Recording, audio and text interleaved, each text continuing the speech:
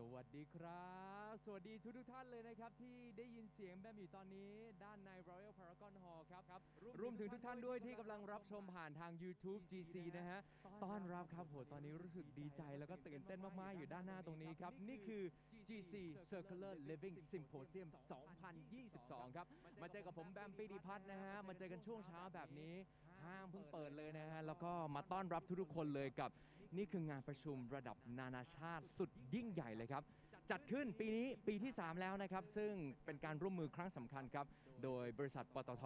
บริษัท PTT Global Chemical จำกัดมหาชนหรือว่า GC ร่วมกับพันธมิตรครับไม่ว่าจะเป็นเอกชนรวมถึงคนรุ่นใหม่นะฮะรวมกว่า 40 ชีวิตบุคคลสำคัญไม่ว่าจะเป็นชาวไทยและชาวต่างชาติครับมาร่วมกันรวมพลังสู่ด้านหลังตรงนี้เลยที่เขียนอยู่ชัดเจนตรงนี้นะฮะ Together to Net Zero เพราะศูนย์ไม่ใช่แค่เป้าหมายครับแต่เป็นเส้นชัยของทุกคนและนี่เป็นที่มาของงานในครั้งนี้สุดยิ่งใหญ่เต็ม Royal Paragon Hall เลยนะฮะวันนี้จัดเป็นวันแรกและกำลังจะเปิดกำลังจะเริ่มต้นแล้วแบมอาสาพาทุกคนพาทัวร์กันเลยดีกว่าเพราะว่าแน่นอนเรื่องของภาวะโลกร้อนเรื่องของก๊าซเรือนกระจกที่เราปล่อยกันมาอย่างต่อเนื่องเนี่ยเป็นเรื่องที่เพิกเฉยไม่ได้แล้วเป็นเรื่องที่เราทุกคนจะต้อง take action ณวันนี้แล้วและไม่ใช่ของฝ่ายใดฝ่ายหนึ่งแต่ของเราทุกคนเลยจริงๆครับงั้นวันนี้เรามาเรียนรู้ไอเดียที่น่าสนใจกันด้านหลังนี้บอกเลยว่าได้เนรมิต Royal Paragon Hall เป็นเมืองแห่งอนาคตครับทุกท่าน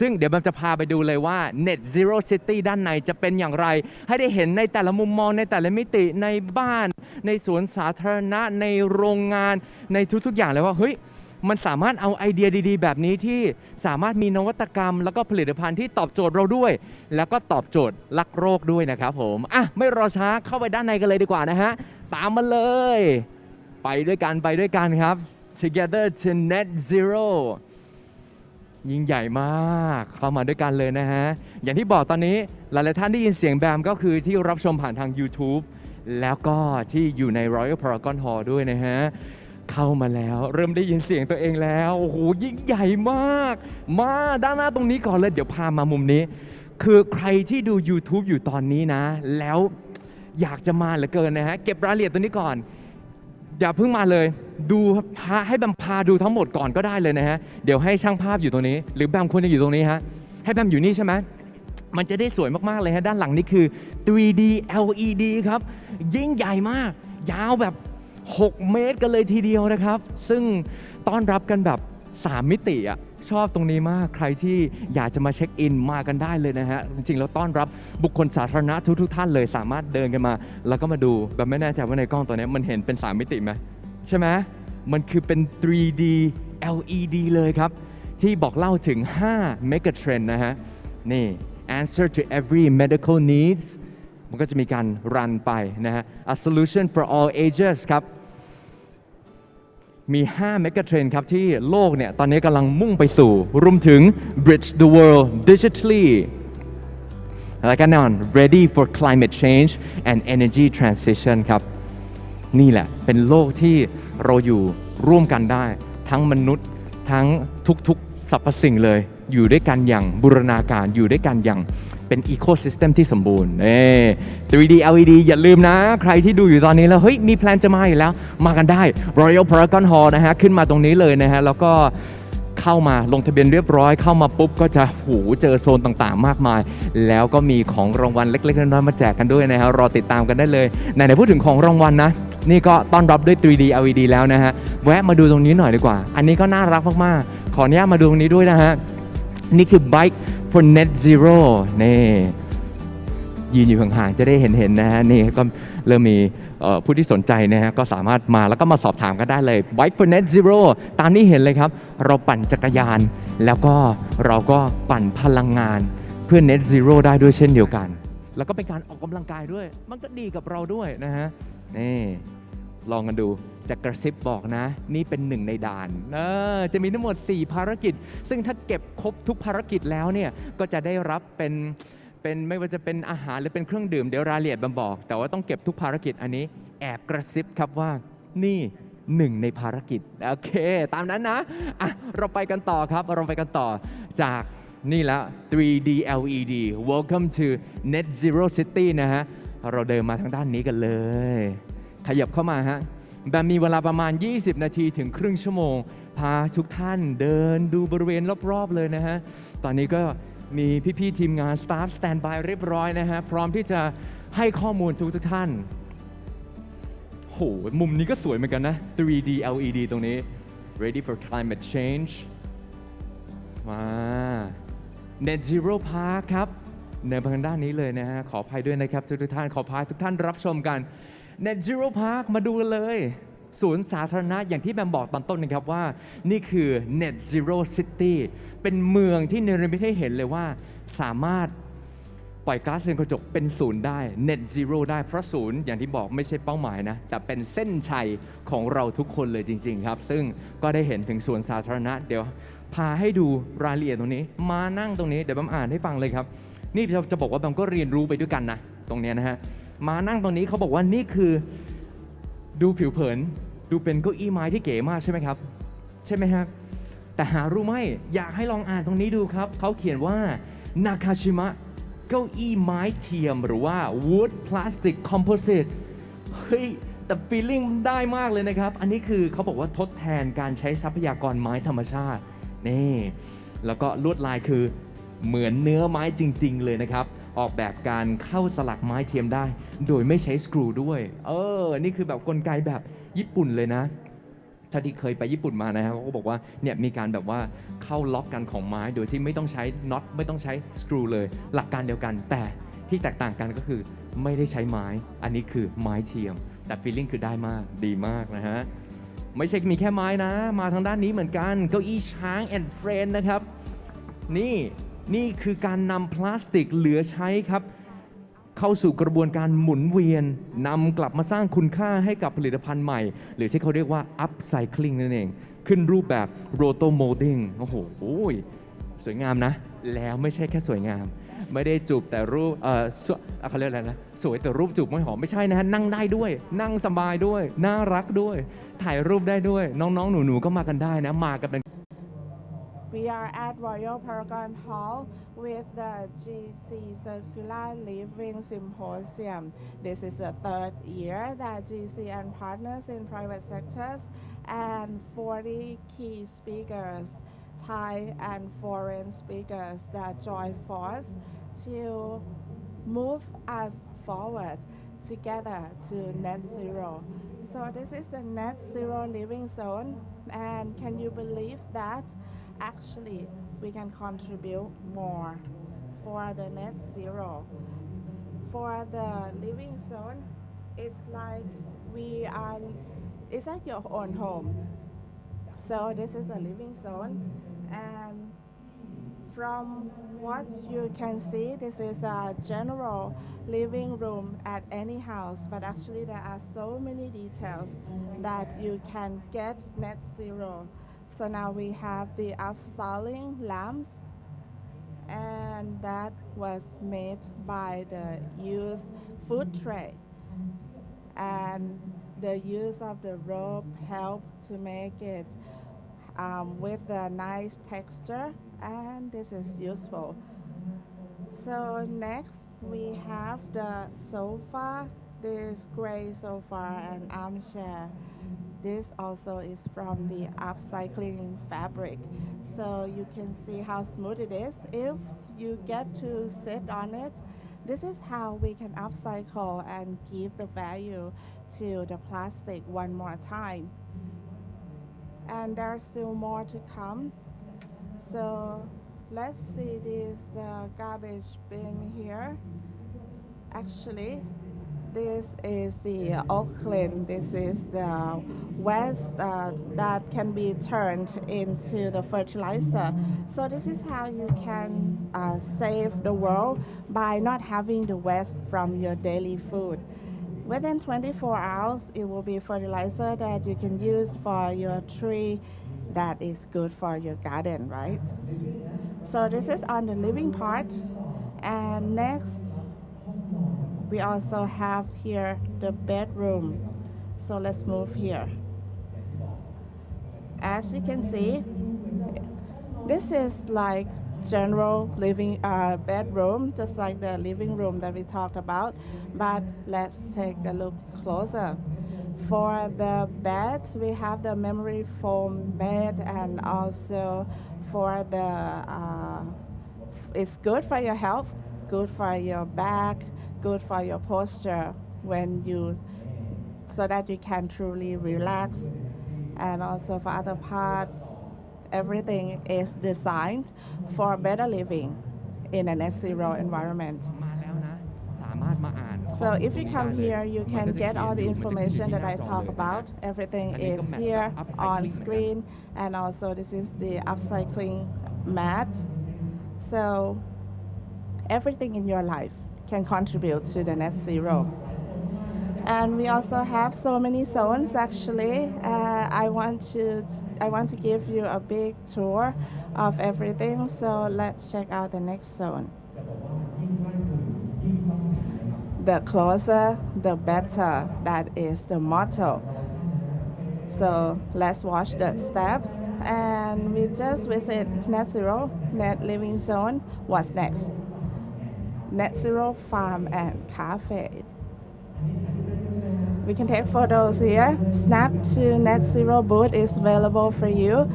And just like I told you before, actually there's a game that you can play. And if you finish all the missions and then you get the answers right, then the game booth also is one of your 4 missions. And if you get 4 missions complete, then you can come to Net Zero Farm and Cafe, and you can redeem your triumphant mission with the items like food and beverages. So Kun Bam said that he didn't finish the game, but he does want the food. So you guys need to finish the games first, and then you can redeem for the food and beverages. So this is from Quinin brand. This is all plant-based items. And this is also equally interesting with the vegetable farm that is. So this is how you can have the organic farm with the bioorganic plastic that is used for plantation and gardening. And also we have Baijak organic fertilizer that comes from the food waste. So it's totally environmental friendly and it's good for the agricultural industries. So let's take a look here and you can come see by yourself. You are welcome totally. Now we are at Royal Paragon Hall. We have the event today and tomorrow from the 25th to the 26th of August, that is. And this is another highlight, vertical garden tunnel. So you can see here, if you step on this, it will simulate how walking can generate the clean energy that will be turned to the electricity. So let's follow me to see how this works. Is there going to be any light? See, you can see how it works now. This is the vertical tunnel garden, and this is one of the highlights on how we can actually generate the energy just from walking, and this is a kinetic energy. And now let's move on to the next part. On the right hand side, if you talk about the garbage, of course we talk about the waste sorting. This is always important. And this is the U-turn booth where you can visit. Of course, we use plastic in daily life, so you can turn it and you can put it here into the waste sorting area. We have the bioplastic, rigid plastic, flexible plastic, and other recycles bin waiting for you. So this is another innovation on how you can turn the waste, plastic waste that is. Actually, you can give it a life one more time at the least. And this is how you can do it. Very easy. You can come visit U-turn zone and then get the plastic bag you have in your house and give it a life one more time. So let's check out this zone. After you put the plastic bottles into the machine, then this is what the second life that it will get.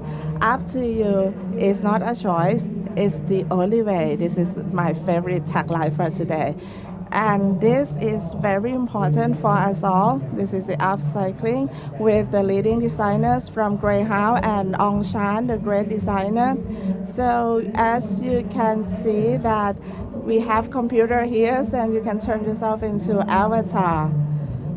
Let's take a look. I'm gonna be this girl with the two buns on her head.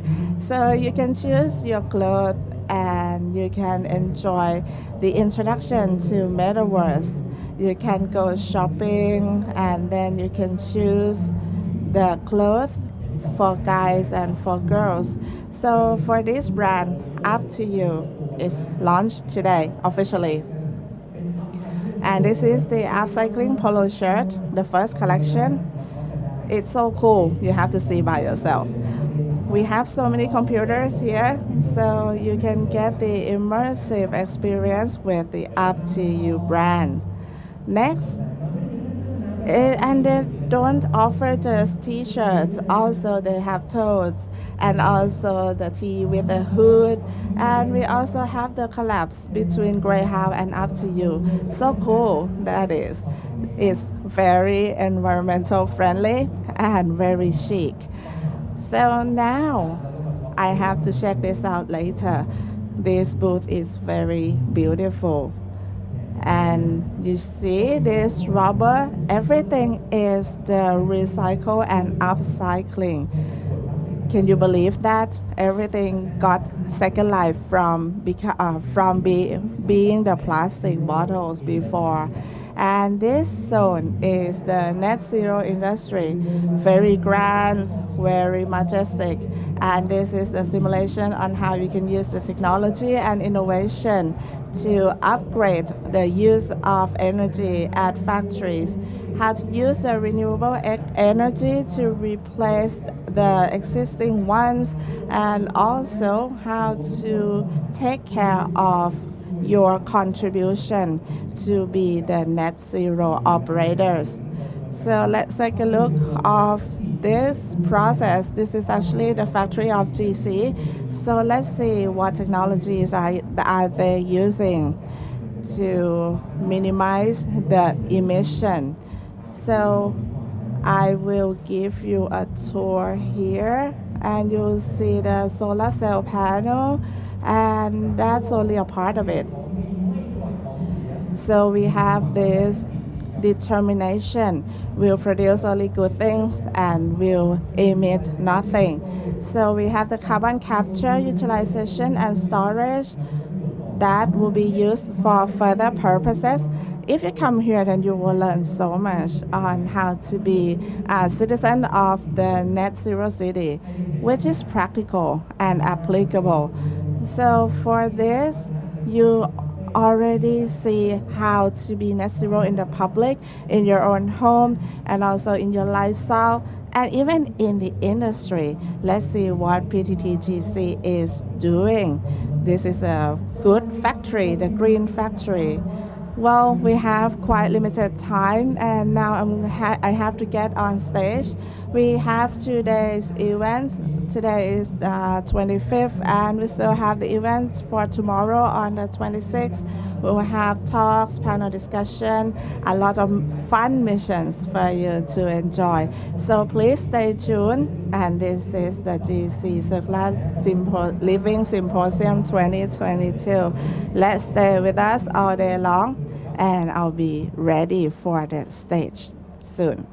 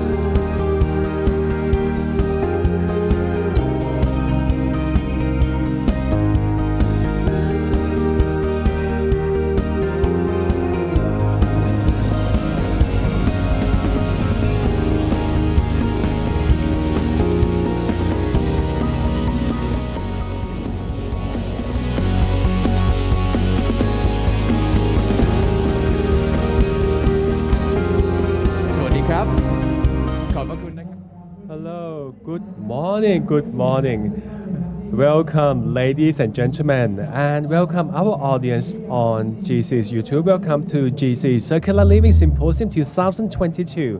I am Pitipat Putakul of BAM. I'll be your MC today. I am truly honored to be here, and today I will take you to learn more about our zero target, or together to net zero. And zero is not just our target, but it is our finish line.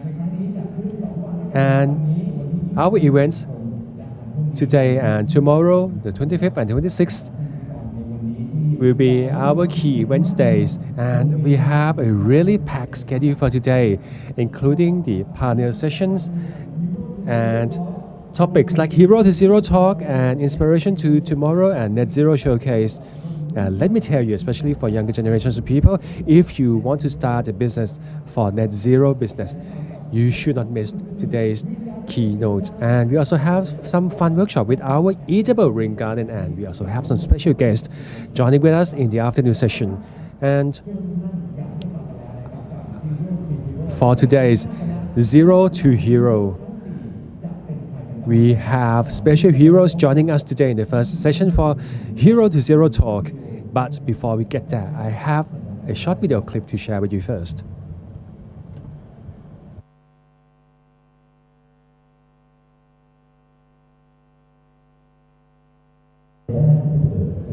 The universe is vast and wide. There are so many possibilities of life forms. We need to start with the right understanding to solve the problem we are facing. There are many options that we can choose from in order to preserve the world, and we should be the one who make the choice.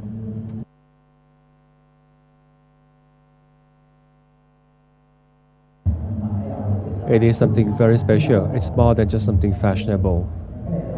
It is the value that we share.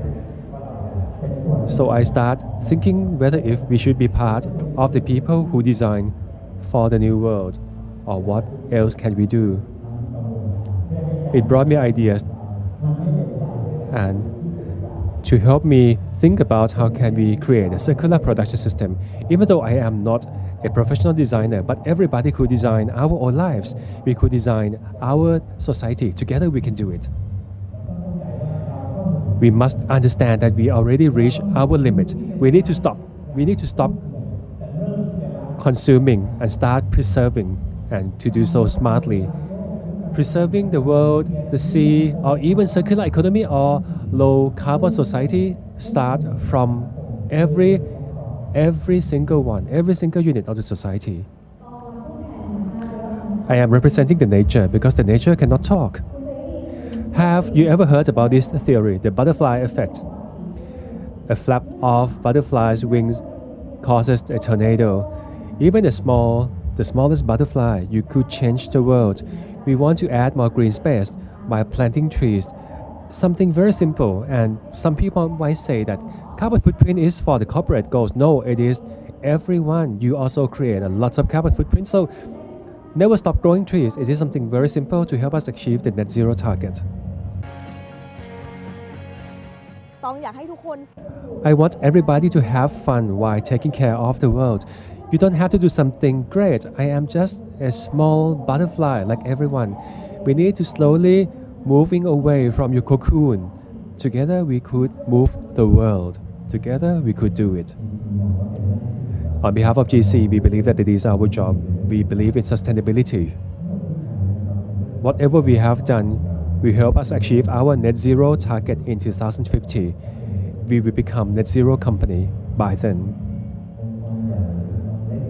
Larger, smaller, bigger, everybody must work together. Human has the potential to take care of the world, and it will go to the whole nature. It's not just for human beings, it's for the animals. If the world survives, we survive.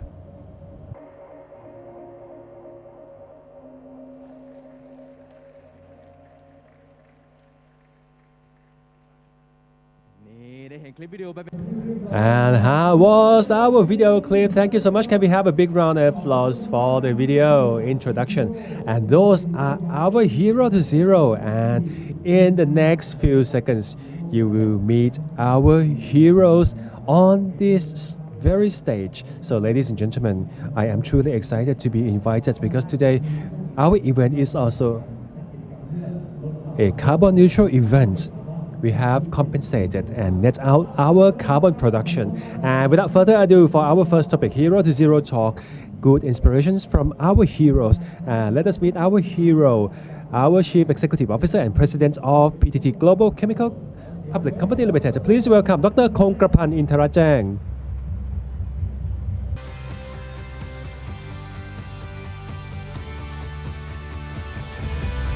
เรียนเชิญครับท่านฮีโร่คนที่สอง And our second hero, Miss Earth Thailand, จรีรัตน์เพชรโสม คุณใบตอง Wow, welcome, ma'am. Please join us on the stage. And our third hero, our Deputy Dean of the Department of Fishery Kasetsart University and the expert of Marine Biologist, Associate Professor Dr. Thorn Damrong Thana Sawat.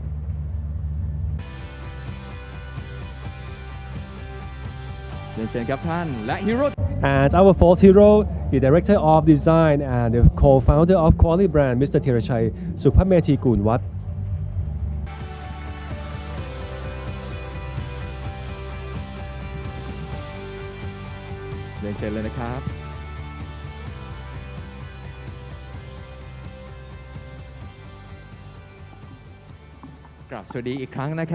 So welcome our heroes once again, and this is why we are here today, and I want today's event to be more relaxed. I just want to have some good talks, and please share with us how we could save the world together.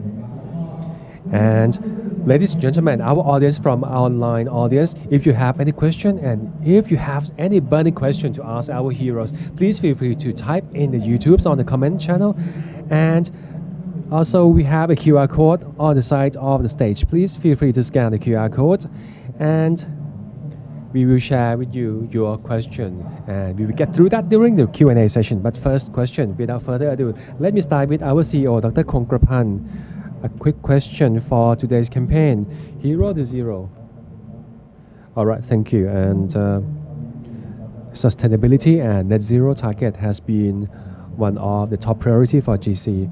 We have been promoting these agendas because we know that we cannot do it alone.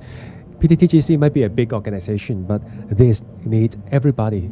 Everybody must work together, and we want to pull together our thought leaders, and we have invited numbers of leading minds like Dr. Thorn and Kun Bai Tong and our guests joining us today. We want them to truly sincere in achieving net zero, not just for giving a good PR, because we know that they are all have their own expertise and they have a strong belief. They have already sent a lots of messages to the society and tell us what we can do for the world. So we want to be the host, bringing together these leading minds to share with us how can we achieve the net zero target. All right, that's very good. We can see how sincere they have achieved their target through their actions. But I want to hear from them about their passions and about their actions and why do they do what they do. And can we start with Dr. Kongkrapan first? And once again, like I used to say, we need to do this with the right understanding. It is very easy to say that, hey, let's save the world. But let's say things like COVID or economic crisis or even armed conflict. There are so many reasons why we will not do that. But people are so complacent. People are getting lazy easily. But the most important thing is, without that, we cannot survive as a species. We cannot survive on this world alone. There's only one world. It doesn't matter if we die, everything will, maybe it's better, maybe humans are like a virus. If there's no human, it might be better for the world. But we need to be aware it is not too late. We need to work together in order to achieve the target. So in my idea, we need to have the right understanding to begin with. But it is not enough to do it alone because we need to work together. Maybe you could help your city, but there are so many other things we can do for the whole world. So first, we need to start with the right understanding. There is no other choice. We need to survive. And that was Dr. Kongkrapan, our first hero. Next, our beautiful lady, Kun Bai Tong. You are Miss Earth Thailand 2021. Wow, as the name suggests, can you give us some background? Where did it start? If you ask me about my passion, I might need one whole week. It's too long. 5 นาทีแล้วกันนะฮะ โอเค Okay, so it started with the comparison. Let me give you an example. You guys have the one you love and someone that you know can die for. So that is the unconditional love, and I got that at the start. So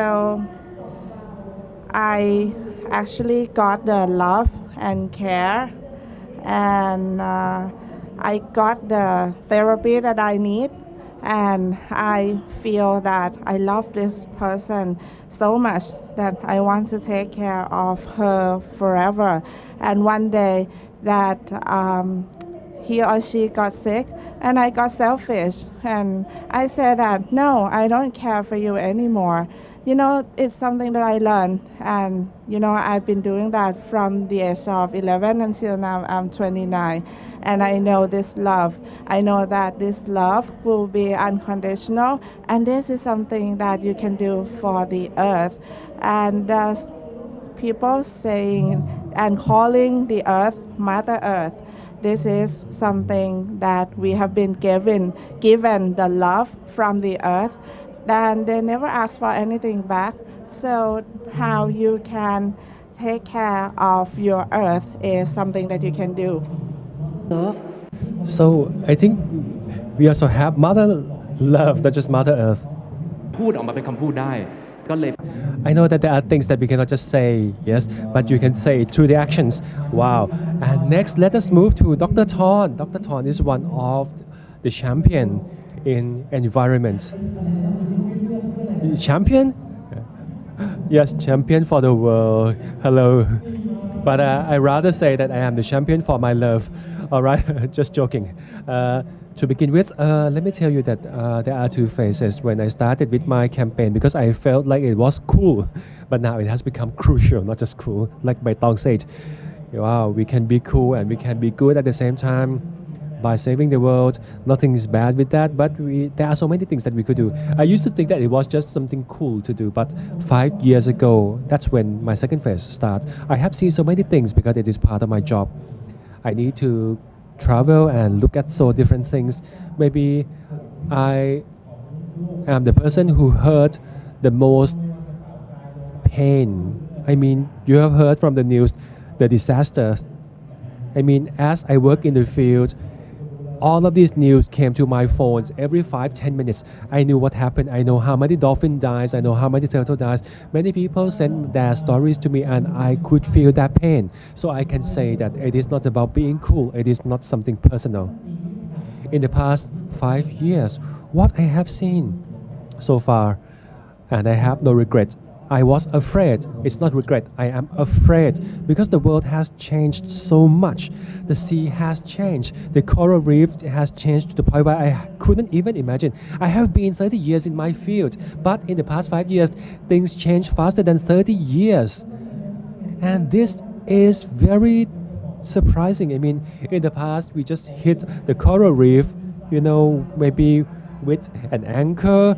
Maybe people caught the sea illegally, but now it is not that because of human directly. The world caused global warming, and the cost, who's causing that?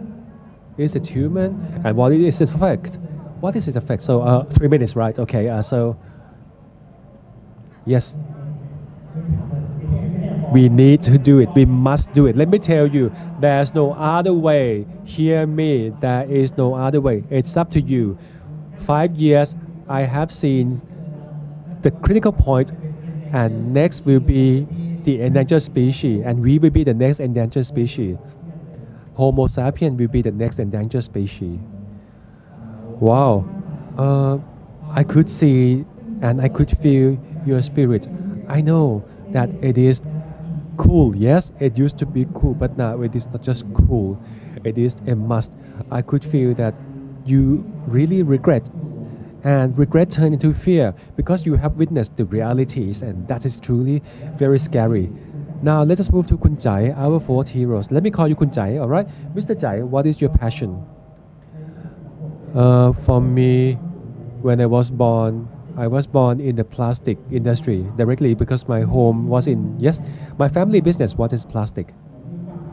And I felt proud that I created so many things in the past.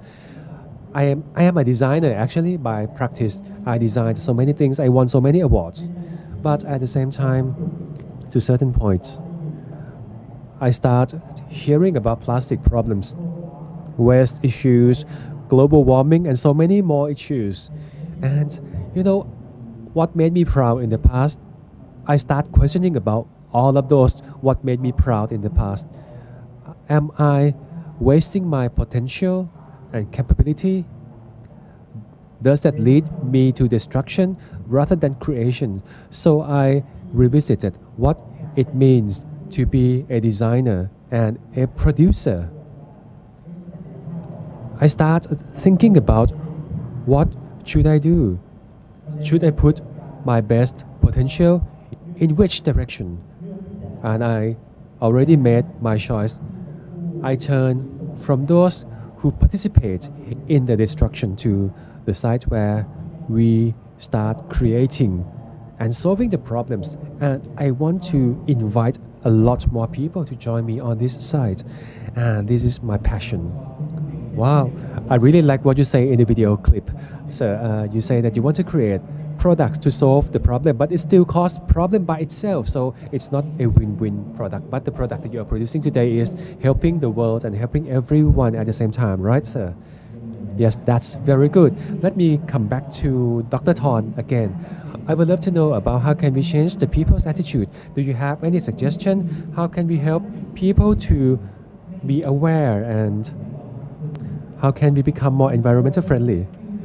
Let me be honest. I have been working in this business for many years. People kept asking me this same question for 20 years. No. I will always answer this question, but the answer has changed. Let me tell you, after 15 years, the answer has changed because it is not about attitude. It's not just about attitude. It's about taking action. Do or die. We cannot survive. The nature cannot survive. If the nature cannot survive, the coral reef cannot survive. Imagine, let's say tourism. Tourism used to enjoy 3 million tourists in Thailand, but we don't have any coral reef anymore. People are not looking for planktons. We can't see that. So who's gonna come to Thailand? If you go down to Chumphon province, nobody could survive. The world has changed. Everything has been destroyed. We cannot even make the simplest dish of local food because we lost all of them. This is the point where it's not just the point where we keep asking people like in the past. It is the point where we need to take action. We cannot survive like this if we are not doing anything in the next years. If we could not make a very big change, we will not be able to survive. Let me tell you, if I don't have any kids, I will decide not to, but I already have my own kids, so I need to take the alternative. We need to change. We are too late today. We started much too late. Let me tell you, if you want to change the world, if you want to do something, there are only two ways in this world. First, to change gradually, slowly evolving, waiting until things coming up by itself, COP27 and biodiversity agenda, COP16. We change slowly just to maintain and adapt. That was the first option. But the other way is totally different. We need radical change. We need to change quickly. Adapting alone is not enough. It is not enough to help us make a real big change.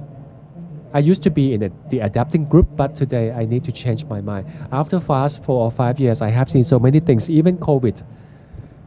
No, there is no other way. It's not about global warming, let me tell you. The easiest example for you, comparing before COVID. Before COVID, our CO2 used to be the highest in 2019. We believe that COVID better, yes.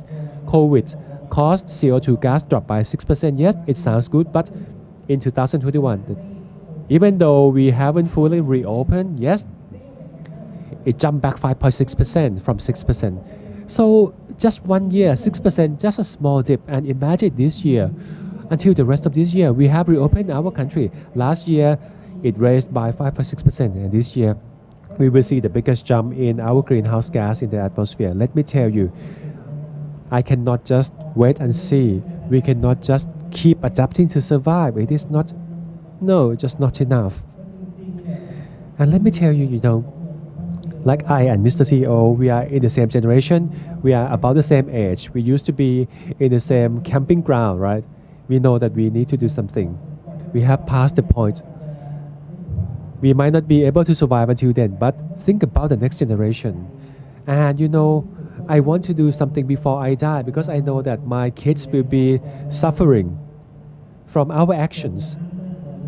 They will be drowned. Imagine the flooding in Bangkok alone. No, it's like Godzilla. You cannot kill Godzilla. The nature will take back. They will wait until the worst time to take it from you. They will wait until you cannot do anything. And you cannot die with your eyes closed because you know that the next generation will suffer many times more than you. And it is because of you, people in our generations.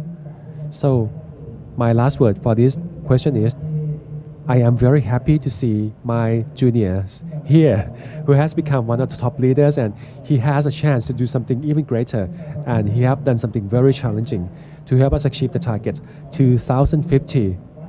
Tell the world we can do it. Even though we fail 2050, even though you might not survive until that day, at least we have done our part. At least for the next 4 or 5 years, we are retiring, right?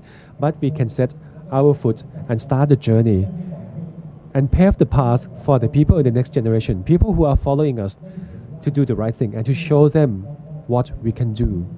And we need to do it. And we need to try our best. That should be enough for my time for 8 minutes, right?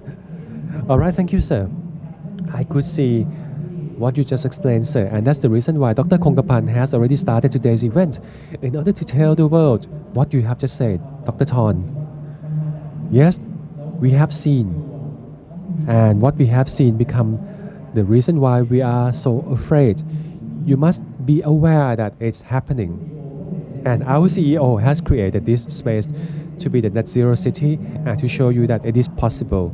We can create a net zero city in all aspects. It can be your home, it can be the park next to your home, it can be in the industry like GC did. So let me jump to Kun Chai once again. And I would like to ask you about your perspectives. How can we make the most of all of the resources? And why it is very important for the world? All right, so you already gave me the answer in your question. It is very important, yes. So to begin with, we are not just creating. We do not generate the resource. The nature creates the resource for us from its original form. It actually came from nature. We are only consuming. And the main problem is today our consumption has sped up too quickly to the point where the nature could not recover. And with such speed, it is because we just want to be economically wealthy, I would say. We are spoiling our consumer as we build our business. We build demand. People need what we tell them that what they need. People just want to catch up with the world. They want to change their products. They want to update their products all the time. And that is why we are burning a lot more resources at a much faster pace. And we have an idea to try to turn our production into circular production system, just like circular economy. Like I use some of the waste plastic or the packaging, rather than throwing it away, we are looking for a way to reuse it. Broken stuffs can be used, can be fixed. This creates circular system, and first of all, it helps us solve the waste problem, and waste will lead us to environmental problem. As you know, we already have a good start now, but on the other hand, we could slow down the consumption speed, so we need less resource from the nature, and that can be another option. However, when we consume these products, in a way, you can help people, ordinary people who are working in the field, who are working in recycle business, or people who just collect and harvest these recyclable objects, we can start helping them. It will be a beginning of something very beautiful, let me tell you. Even ordinary people like them, they are all aware about their roles in preserving the world, and when we turn those objects into something, would it be better to give it a little design, make it more attractive? When you see those leftover stuffs, when you look at it as a valuable resource, you need to turn it into something very beautiful, something durable, something practical. Maybe it can be multifunctional, and even though you are not using it, at least it should be beautiful. Or maybe you can come up with an idea where you can put some meanings or some stories into your objects, into your creation. You have turned those valuable objects into something that you could inspire other people. They don't have to use it. They just need to be aware and learn about what becomes of this object. And maybe it can inspire people to do something. Or at least it could raise some awareness. Maybe it can change people's minds. We can change the way they think. Maybe they can stop consuming some products or change their behavior. And maybe they can become a more responsible citizen. I think these kind of things, we can do it through these resources, and we can maximize its use through this initiative. Thank you, sir. Let's go back to Kun Bai Tong. So we know that when we use, we need to replace, we need to give it back to the world. And why giving back is very important for you. I think Kun Chai has already covered part of my answer. Why do we need to pay back to the nature? Because whatever we are using today, let's imagine, we have never given anything back to the world. Seriously. We have consumed the world freely, like free flow, but there is no such thing like free lunch. We need to give back, we need to pay it back through maybe in the form of money or responsibility. So this world needs your responsibility from your consumption. Even though what you are breathing in and you are breathing out, that's not replacing. It's not as much as what you have taken from the earth. You might say that, hey, I pay for it. We could share the resources. Imagine those simple products. You bought the product and you need to take care of them. Imagine what you have wasted. You have wasted your energy. You have wasted oil and gas in order to drive to the mall to buy it. And imagine for the whole world, our Mother Earth. Our mother is always the giver. A mother who is willing to give everything to their sons and daughters. But why don't we do something to our mother? Shall we show some love and compassion to our Mother Earth? Don't be so selfish. We are selfish, yes, but you need to know your limit. At least you need to give back something. But at the moment, we are being too selfish. We know that we are living in a city. We don't care about the flooding in Tak province, for example. We don't care because we are not in that province. But don't you forget that our actions here affects this incident there. The whole chain is connected. And in the end, there's no such thing on this world that it doesn't affect others. You need to always be aware that it's about give and take. The world is about give and take. You need to give it back in whatever form you could do. And giving back is possibly the only solution to the world at the moment, the only solution where we could bring the world back to its neutral state. But that's not possible. We can only recover and keep it for the next generation, not me. People at younger generation, I am still mildly affected by the world. Maybe your kids, yes, come on, I'm not that young, sir. Maybe my next generations, I'm just kidding. But we know it affects all of us. The people in the next generation will be the one who is affected. Our babies nowadays, people who will be growing to our kids basically. So that is why, if we do not start now, the only solution is to take action. Let me tell you, if we don't start now, when? If not now, when? Because all through our lives, we have never given anything back to the nature, right? So that's the very simple answer. We haven't done that, we never do that, but we must do it now. เสร็จนะว่ารุ่นเราเพราะเราก็วัยเดียวกัน I don't agree at 100% because the Professor Ton already said that the 30 years impact or 5-year impact, Professor said that the impact is more, so it's going to be at accelerating speed, right? Kun Bam, actually, we are impact, of course, in this generation. Why our health is deteriorating? Because we don't eat well, because we got too much exposure from the chemicals and also other emissions. Of course, these are the impacts, but for those in the future generations, they may have to have 100% plastic body. For example, so now we are in the time that we still see big trees, but it's going to be just picture only for the future generations, and we don't want that, right? So we want to make sure that everything is still intact for the future generations. We are too modern, but we forgot our roots. We did not get to touch the soil anymore. It's not that easy, and the soil is not so safe for us anymore with all the pesticides and herbicides too. So Dr. Kongkapan already told us on how GC sees the significance on this. That's why we have this symposium on, so that we can educate people on how to live in the net zero style. So I would like to ask GC, you are such a large organization. How can you engage the new and young generations to engage in the net zero more?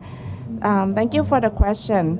So actually, this is the duty that belongs to us all, and we can do it by ourselves. We are a large corporate, but for the net zero, we live in the same world, and the effects will be felt by all of us, whether you are contributing or not. So why not? We should come in and join force having the alliance, because sometimes we just take things for granted. We do things, but we don't think about what is going to give. We have to work on net zero, but we also have to reduce waste, because in the end, it's the same thing. So just like the platform that GC creates, the U-turn platform, those who join the platform would need to have understandings, not just being in their own silo. Meaning that those who have the duty to collect, just collect the waste. Those who sort the waste, just sort the waste. We need the inclusive knowledge on what you are doing, what you are contributing as the positive impact. You need the platform that is transparent and have the inclusiveness for all. Meaning that you need the platform that's involved from the waste collection to the sorting, recycling, upcycling, until we get the circular phase. And that would give the benefit to all, because everyone would feel the ownership, because you can trace on how many bottles that you collect would become a t-shirt, how to do good, and then see the result. So it's going to build the environment for you, because people have to live and eat. Doing good things, making merit is not enough. We need the ecosystem that's going to help it to last long. So we need to make sure that everyone got the benefit that they deserve, and that's going to help with the supply chain management and the ecosystem that will generate more income and also the better quality of life, more career. So the SMEs can also join, right? Like for U-turn platform. Now GC already come up with the biggest factory for plastic recycling, and it's in Rayong province because it's near. So the local community, they would collect plastic bottles and then they will turn it to the extra income. And also they will take pride in the good things that they do. Or the Jak Dang Temple, we already had the activities on the plastic recycle, and we have this revived fiber that will be used in the monk's clothes, and actually it can be used for all colors. So this is the new favorite fabric for all.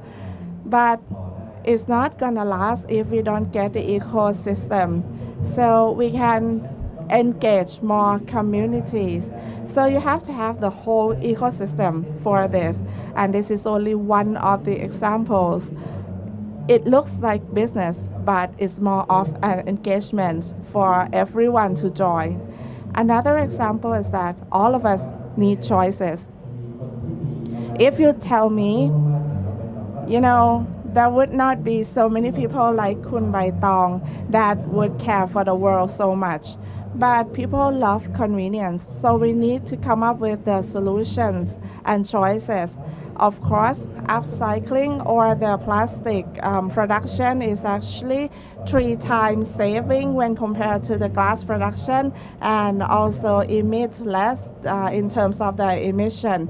But we use it and then we put it and as the waste in the end. So what we can do is we can solve this with the recycling, and also other choices are available. You can use the biodegradable. We have the CEO of NatureWorks, the largest, the biodegradable producer, and we have choices. You can pay more or less, but in the end, it depends on the consumers. If it is biodegradable, but you leave it on the cement floor, it's not going to be right. So as a large corporate, we feel that this is our duty to make it last, to make it a long-lasting practice. So yes, so I think that these examples are clear enough, and I also gave you a tour. If you are on the YouTube live, you are invited to see with your own eyes.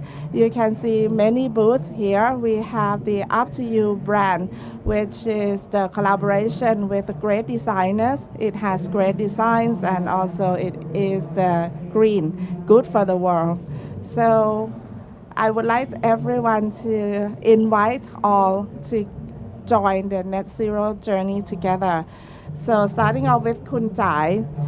So I would like to invite everyone to move from the team that just participates in destroying the world and becoming the problem solver. At least you can help reducing the problem. Personally, I don't believe in the one hero that will just solve all the problems and make it go away. No, you should not expect something like that. Everyone, you need to be your own hero and the world's hero. And let's join the net zero journey together. Thank you, Kun Chai. So next, Kun Bai Tong, please. Well, this is not actually an invitation, but I want to share with you that you don't have to be like us here. You can find your own solution that you can enjoy, and you can live by it as a practice that you can do on a daily basis, but you need to do it continuously. Consistency and continuation is the key. If you don't do what you like, then it's not gonna last. So find a solution that you feel that is right for you so that you can continue with this movement. And I believe that everyone can be the hero for this world. You don't need to be famous or have the special power or great authority. Ordinary people can be the best change agent. And Kun Bam said that this is like the exercise, no pain, no gain, she says. So you need to find something that fits your lifestyle. Professor Thorn, please. Well, I make it a short statement. Actually, love brings us here together. That's what I believe. But fear is more intimidating. And I kind of favor fear now.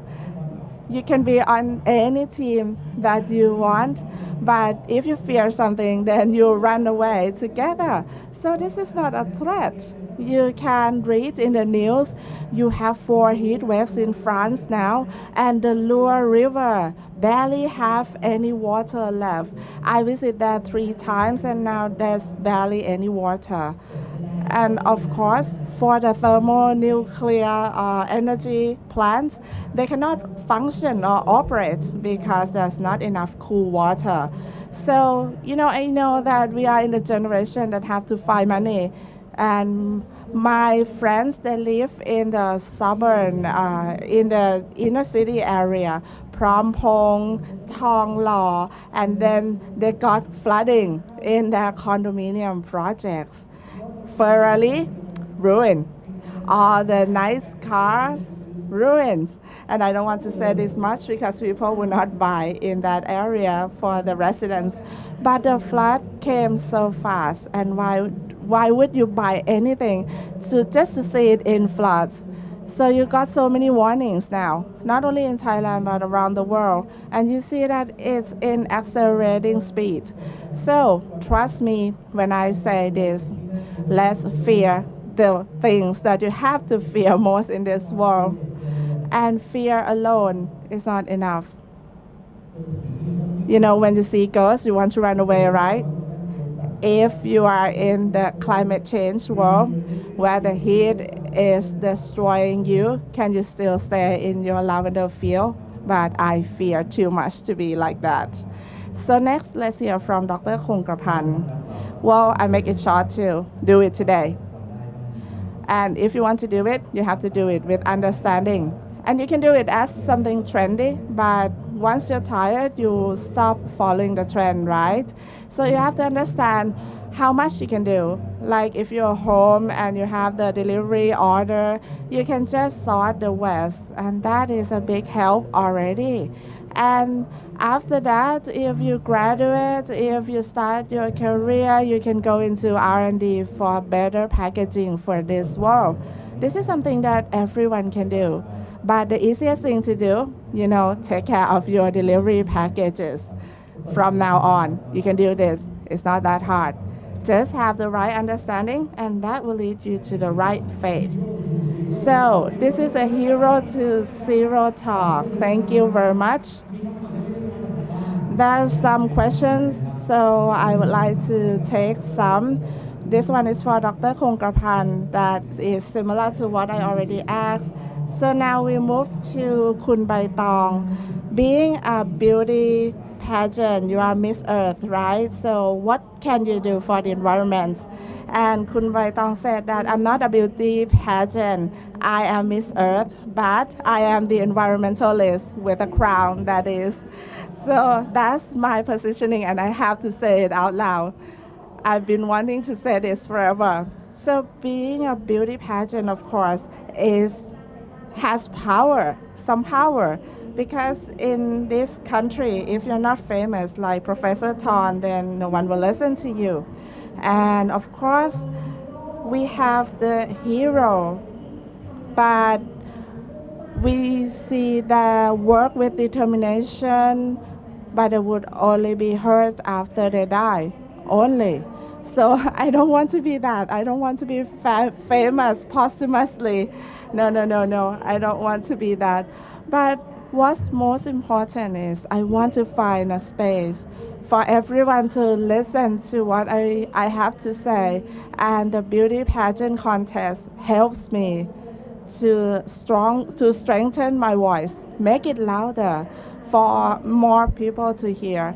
And not only you need to be like me, but you need to continue to declare your faith, and you continue to do that until someone listens and hears you. That is something that I always do. And once I get this momentum, I will get a larger audience, and I will introduce you to more heroes, to everyone here on this stage. And this is how I share my platform for the better purposes. So if you have your own platform, use it. We need everyone because we want to be together to net zero. Whoa, that's cool. Thank you so much, Kun Baitong. So actually all the questions are similar to what we already talked about, but you can still send in the questions if you have. And also for those here that are with us here, you can scan the QR code for more questions. So now I would like to invite Kun Jai to talk about his product. Well, I did not prepare to sell my stuff, but okay. So actually, I want to talk about something more beneficial. I want to invite everyone who is the business operator to think about the circular economy and how you can be a part of that. Sometimes you may feel that you have the production waste. Well, I would use it if it is possible, right? Someone may think of it like this, but actually your waste may be useful to other parties, other people that can use it in their design and to give life to it or to give value to it, to your waste. And this is what I do. I don't just give waste to other, I take waste from other and give it a second life into the new beautiful products. And this can help to add the value of the right consumption. Because sometimes, people would want to contribute to the net zero, but they don't know what to do. So one easy thing to do is to buy the green products, and that is quality. So that is a beautiful ending on how you should buy quality products, that is. And also other brands that share the same belief. And also we have the next topic that is also very interesting for those who want to join the net zero journey. So let's stay with us for the inspiration for tomorrow, the net zero showcase. And if there are more questions, then we'll read it out loud. So you can send in the questions by QR code. And if you watch it on YouTube Live, you can give the comments. Professor Thorn, do you have anything more fearful or threatening so that we will be more fear? And Professor Thorn said that I won't be here too much longer, so there's no more fear that I want to share. But to tell you frankly, there are so many things you can do. Like if you are the small corporate, small organization, then you can set a goal to 2050 to be net zero. If you have 3 people, it's not important. You can do that. I did that, and then make a roadmap to see how you can do what you can do to get to the net zero stage. How can you choose from the circular food options, and then after you get a roadmap, then you will see where to go. But if you don't set up your goal, then nothing will happen. So this is the easiest thing that you can do. And how to set it, for short term or long term. Well, in this country, you just think and then you just do what you think. That is just the gist of it. Like when I said in January that I would buy an EV car, and then I did it in February. That's the kind of thing I'm talking about. Let's think about it and then let's do it, because it's the most important thing that you can contribute to your own country. Because something tangible is the answer. We have so many dreams, daydreams that is, in the mega projects in Thailand. But like GC, when GC announced that they would build the biggest recycling plants in the country, they did it. So actions are always louder than words. Just don't just say you love the world, you act for it. This is the most important thing that you need to do. Just do it, and then you'll feel better, and then you'll see the future path that will be revealed in front of you. And then you can say it out loud, and then you can look at your children's face, and then you can be proud of yourself that you do something for them. Or else, you have this shame that you have to carry. So it is walk your talk, that is. Let me summarize for you. Everything that you said, just do it. Actions always speaks louder than words. And also setting the net zero goal, so everything needs goal, so that you will see the direction of where to go. And our country already have the 2050 net zero and everything, and GC also has the same goal. So now, how about you? I am the carbon neutral now because I buy carbon credit. That's that you can buy, and I buy 22 tons. That includes my children and my dogs too. We are we are the carbon neutral people and dogs. We have the net zero coffee, pet food, dog food, everything now has more green choices. And I will not speak more. I will just end here. And Kunram said, if I ask you, then you will not answer, right? And Professor Thorn said no. So I think that we got all the questions answered. And now you know that you can be the hero. You don't have to be CEO to be one. You don't have to own any business. You just be you, and you can be the hero that you want to see. We need all your contribution to get to the net zero. Together, we can have the net zero city. It can become reality. So thank you everyone, all the panelists, for the Hero to Zero talk. Thank you everyone, thank you. So next is the group photo shot. All the 4 heroes, we have Dr. คงกระพันธ์อินทราแจ้ง Miss จรีรัตน์เพชรโสม คุณใบตอง and we have Professor ธรธำรงนาวาสวัสดิ์ and คุณธีรชัยสุภเมธีกูลวัฒน์ in this group photo shot. These are our heroes. So we have our critical CEO here that invites all the heroes for this sharing session. But they walk their talk, not just to talk, but walk their talk. And just like Dr. คงกระพันธ์ said, that they have sincerity in their sharing, in their talking, and in their acting to give the world a second chance. So this is the video. You can move a little bit. Thank you.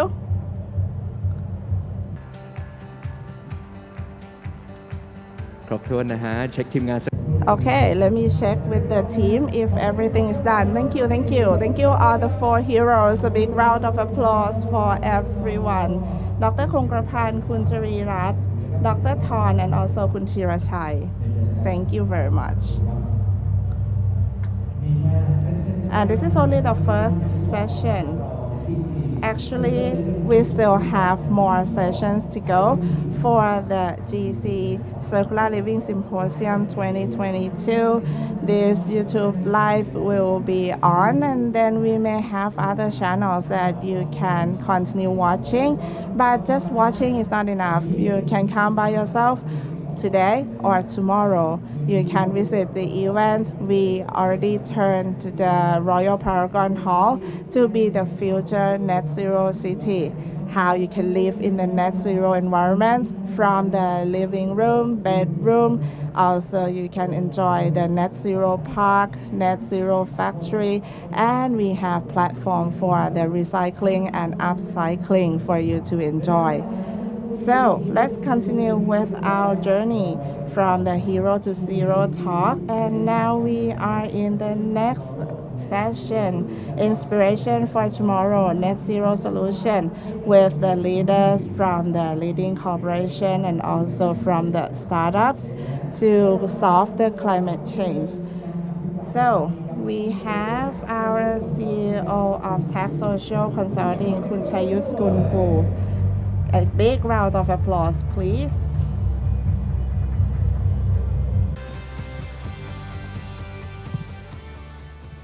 ครับสวัสดีแขกผู้มีเกียรติทุกท่านนะครับ Good morning. My name is Mac, CEO of Tax Social Consulting. I'll be your MC for this session and the next.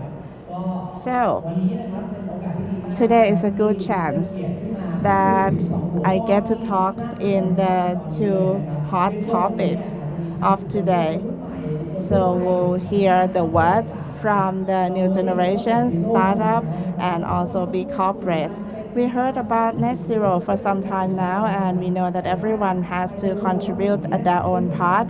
But for all the regulations, actually it leads us to the opportunities to find the future solutions and for the researcher and R&D people to get the new technology to solve the climate change action and all problems. So you hear more in these two sessions. You will hear more in the inspiration for tomorrow net zero solutions.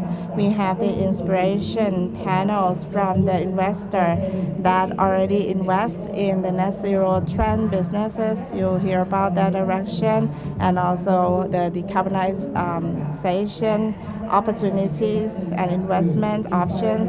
And we have inspiration showcase too, which you'll hear from the actual businessmen working in the net zero industry, and they will share the experience on how they can be the carbon neutral and what is the direction to the net zero carbon. So you'll be with me until 1 p.m. For the interest of time, let's meet with the panelists. So may I invite Kun Kanokwali Viriyapraphaikitt, Network Member, the Country Coordinator for Private Financing Advisory Network or PFAN.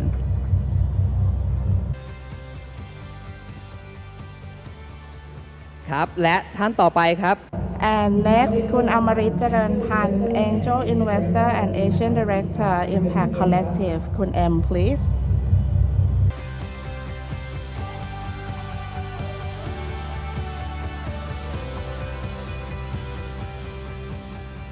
และพบกับท่านสุดท้ายครับ And the last one คุณอาชวัฒน์เจริญศิลป์ Executive Chairman E-Tran and Book Co-author Decarbonizing the Asian Century คุณโอม please.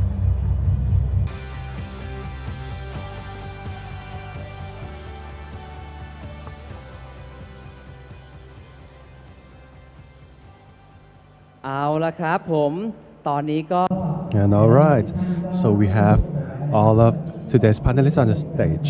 So good morning once again, ladies and gentlemen. So can I ask you to introduce yourself? Can we start from Kun Pom, please? นะคะชื่อป๋อม I am Kanokwali, or you can call me Pom. I am actually doing so many things, and actually part of the most passionate role is in the environment.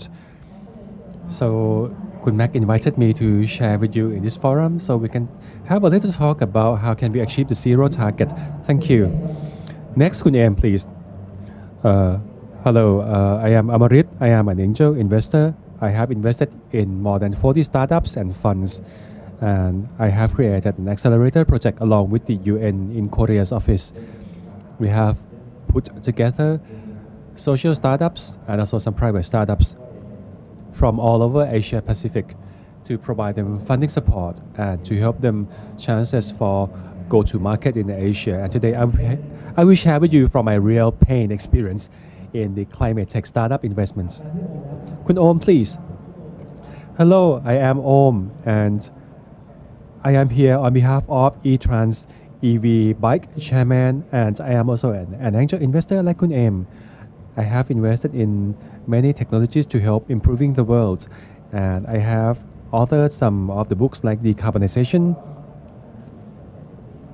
I have been working in the field of sustainability for more than 20 years, and today I am working as a private sector for the company and as an angel investor. So once again, give it up to our guests.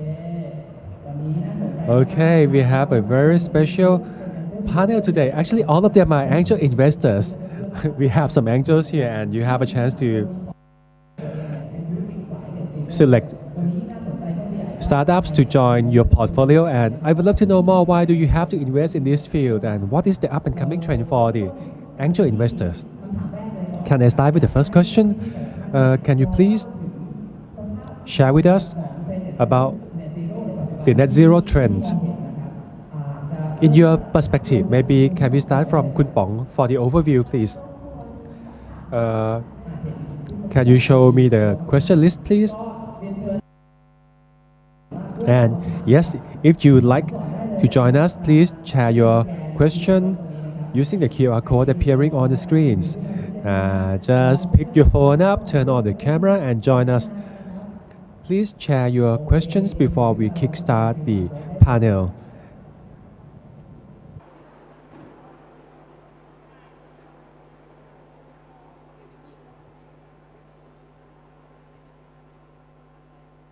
โอเคสแกนกันเรียบร้อยแล้วนะ I believe that you have done your record. And okay.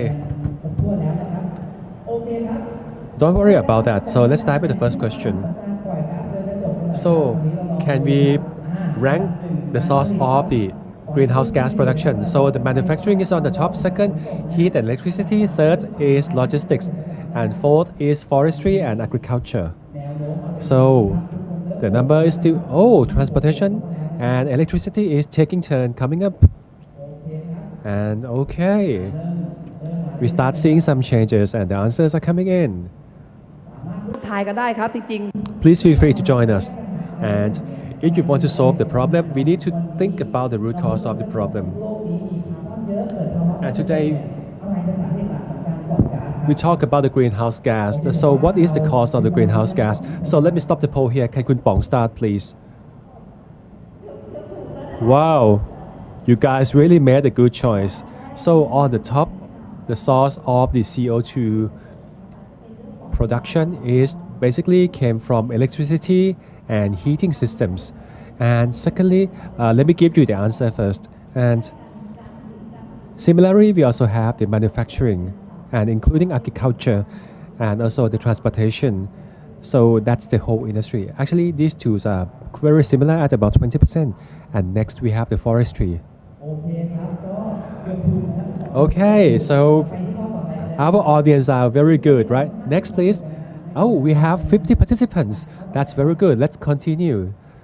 What about the second question? Which of these followings can help us achieve the Paris Climate Accord? Which of these options? Can I add a few things before we get to the polling? Paris Climate Accord talks about two things. And first, we talk about the climate. The target for the temperature reduction, we want to keep it below 1.5 Celsius for the scientific target, 1.5 by 2020, and we also have the net zero target by 2050. And the question is, which one can really help us? Which of the following can help us achieve the Paris Climate Accord?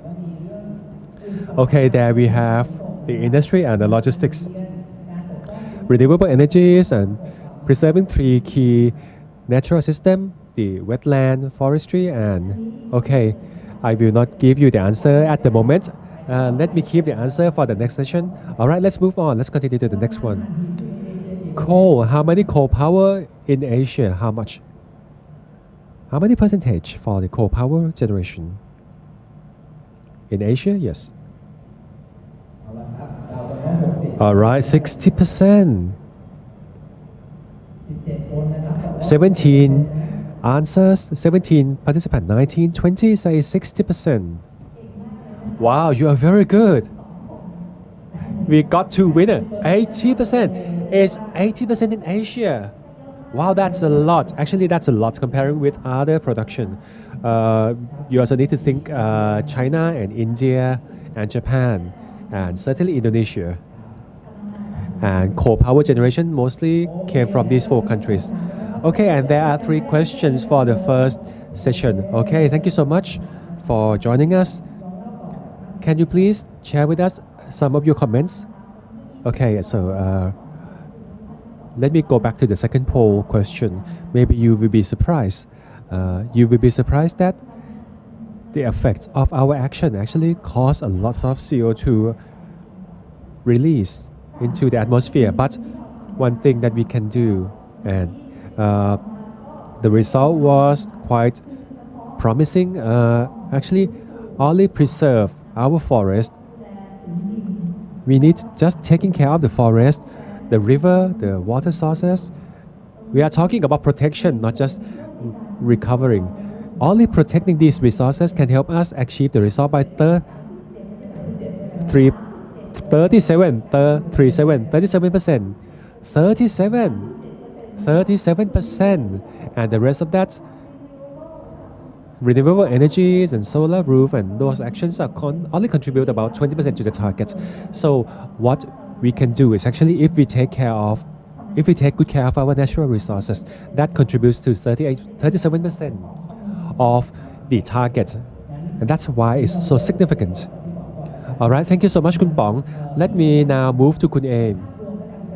Let's start with the net zero trend in your idea. Why people are caring so much about net zero trend today? I think let me step back to where it began because we know why we have to do that. We know about climate change and we know that we need to adapt because we know that's why we are here. But what I have seen when I visit Davos in the World Economic Forum, in the past we used to believe that this kind of forum is about capitalists, like big companies and, head of states to meet together. It's like they are hanging out with, doing business there in Davos. But in the past 2 years, I started to see that everybody, almost half of the city already talked about SDG, ESG and the impact. Wow, so many UNs there.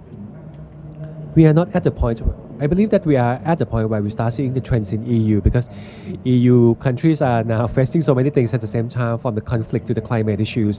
And we have what we call climate depression. People have depression because of the climate effect. People started to see that the world has been damaged without any way to recover. They don't believe that we can do much things with that. But for the net zero trend, we started a conversation where we can stop the damage to the world. How can we recover the nature? And I would also love to hear from Kun Om regarding the climate issue overall, because there are so many parts, like there is water, there is biodiversity, there is how we adapt to the new world, right? Maybe let's go to Kun Om. Thank you, sir. You are a very good moderator. Kun Om. So let's take that question again. Kun Om, what do you think about? I don't think I need to convince any of you to see why climate change is important. And if you believe that it's not important, you will find out more today. But one of the biggest questions where we are not quite clear yet is, you talk about Davos, right? It was about business and GC. But the net zero or the solution to the climate change, why? Why is it important for the business? We need to start with the why. So let me give you some background. I am an economist by training, but I wasn't a very good student at the school, From the economic point of view, the main industries where we need to rely on our daily life, like in our consumptions, these industries are what we so-called oil-based economy.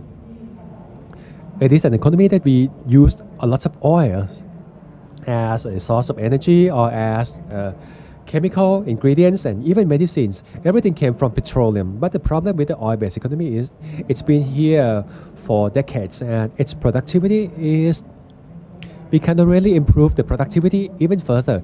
Imagine if you buy the best car this year. If you ask me, the latest model 2022, if you compare with from 10 years ago, the economy ratio is not as much. We have improved by only 1%. So the efficiency in driving oil productivity for oil-based industry is not as good as things like renewable energies like solar cell.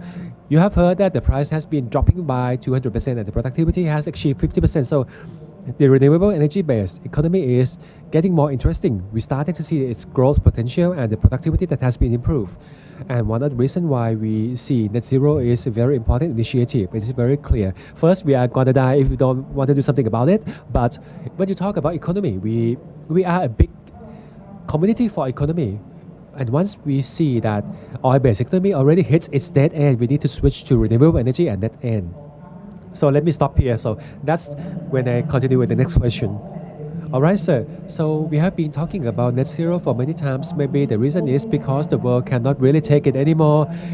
With 2 more Celsius, we will not be able to survive. Our whole supply chain will be ruined. We cannot survive. But actually, it doesn't just affect our economy. It's not just the world. It's also the whole world's economy, because the oil-based economy cannot really continue.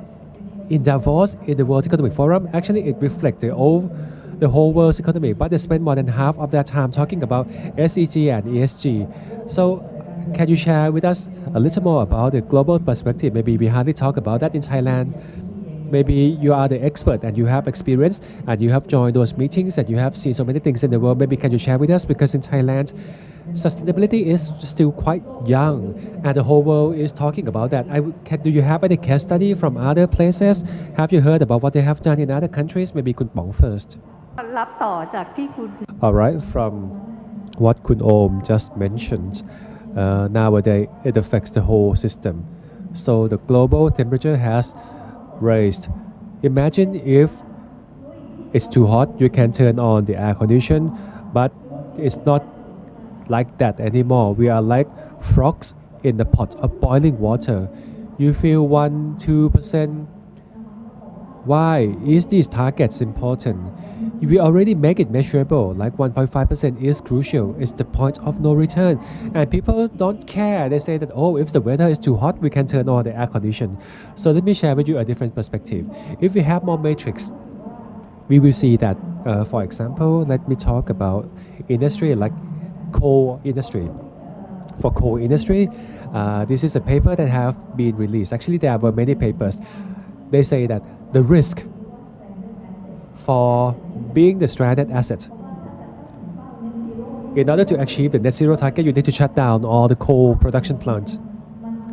The risk to become the stranded asset is not just reached to the owner, it actually reaches to the financial institutions and also investors who invested in these businesses. It affects everyone.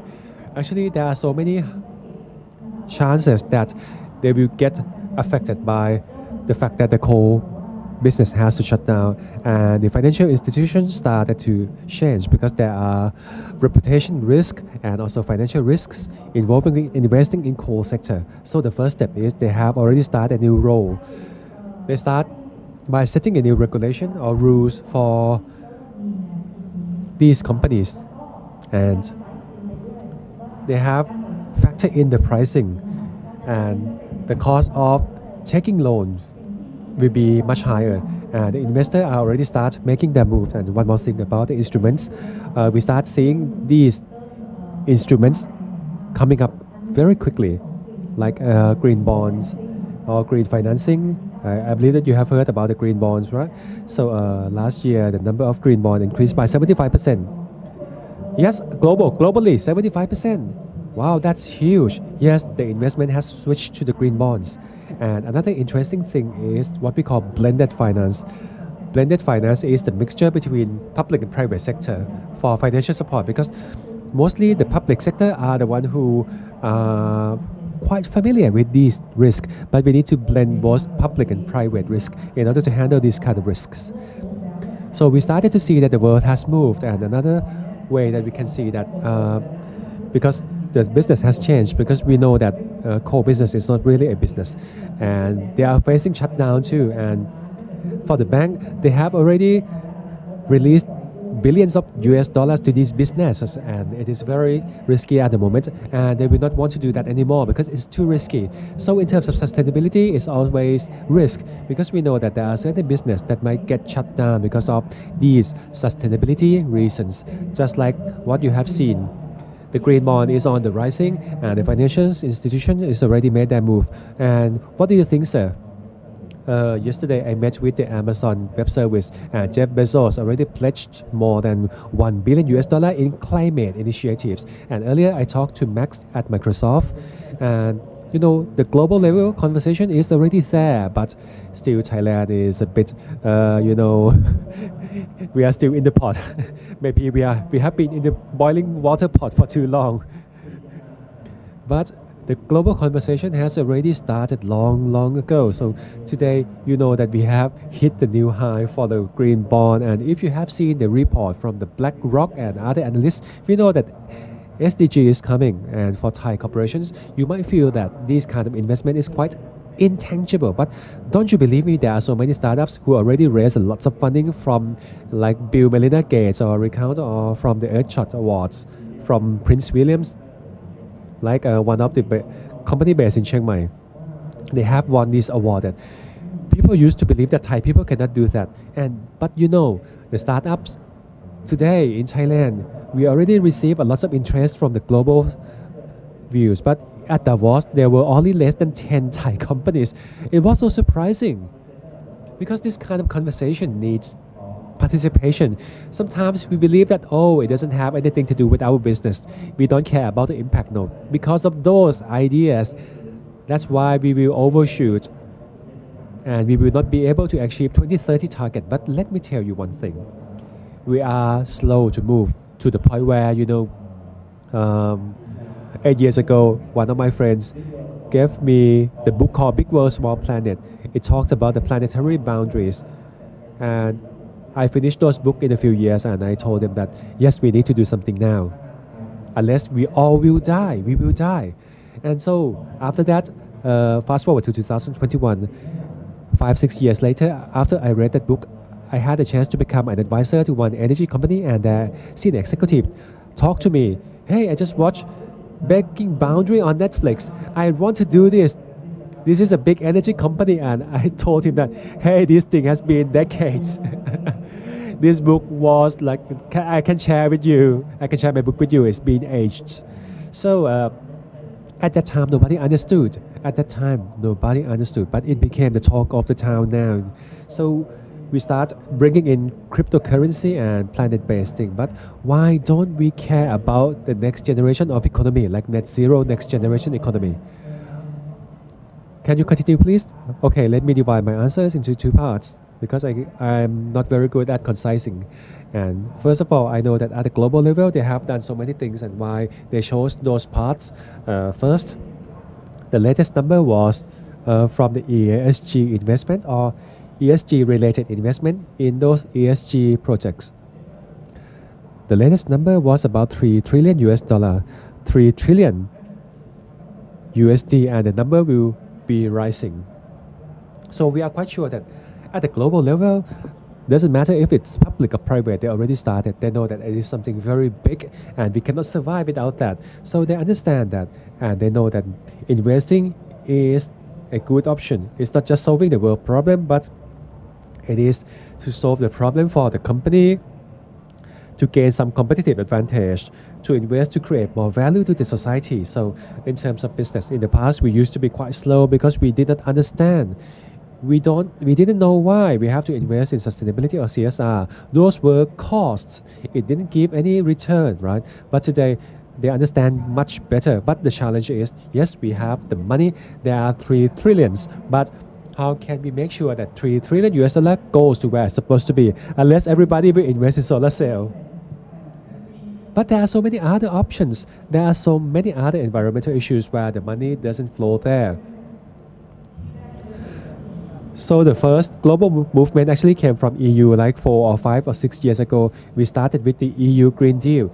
EU believed that we need to change their economic system. They want it to be more competitive, and China has become much stronger. The US has become stronger. SEA has become more stronger. So EU needs to find a new way to compete, but they will not follow the same game. They will change the lane and they will go green. So they want to revolutionize the economic infrastructures for the whole region, and EU came up with the series of mandatory and voluntary actions. They started by making it mandatory for large corporations in the stock market to disclose their company's data, whether if it is good or bad to the nature. Yes, they started with that, and they start facing resistance. But at the same time, there were some S&P companies and Bloomberg companies. They brought in the data and they did some analysis. They want to compare like Coke and Pepsi, who was greener. So they started the scoring system, and that became the ESG scoring system. So you can see that starting from disclosure, we put the ESG matter on the table. We move the environment issue on the table and why it is good for the company and the environment at the same time. And they start putting some rankings because they want to know who is better than who. And then the investors start to be aware and they are being more informed in their investments. So that's the first part of my question. And the second part, I will come back to another part after this question, because even if you are working in GC or other companies, you know you have the budget, you know that the money will flow to certain directions, but how can we capture the economic opportunity from the investment flow, and how we can build our own solution for our business and also for how we preserve the world? That will be my second half. Wow, that was a very good teaser. I know that the question will come. Okay, sir. Okay, sir. So let's give a quick recap. After the discussion, we have covered the global movements, and we have seen that it actually affects the whole economic systems, and which means each country around the world, they already have started their conversation, and we have seen the regulations and also ESG.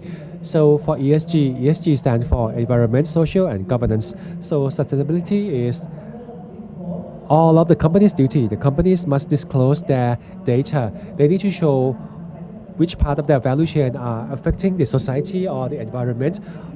And if you are doing well, you will get more investment. Like he said, it is not just something good to do. You are being forced, it has become mandatory, and you have to disclose this information in your stocks market. Now, when you see that the money is moving, the interesting question is why the world is not making any move. We are not seeing something better.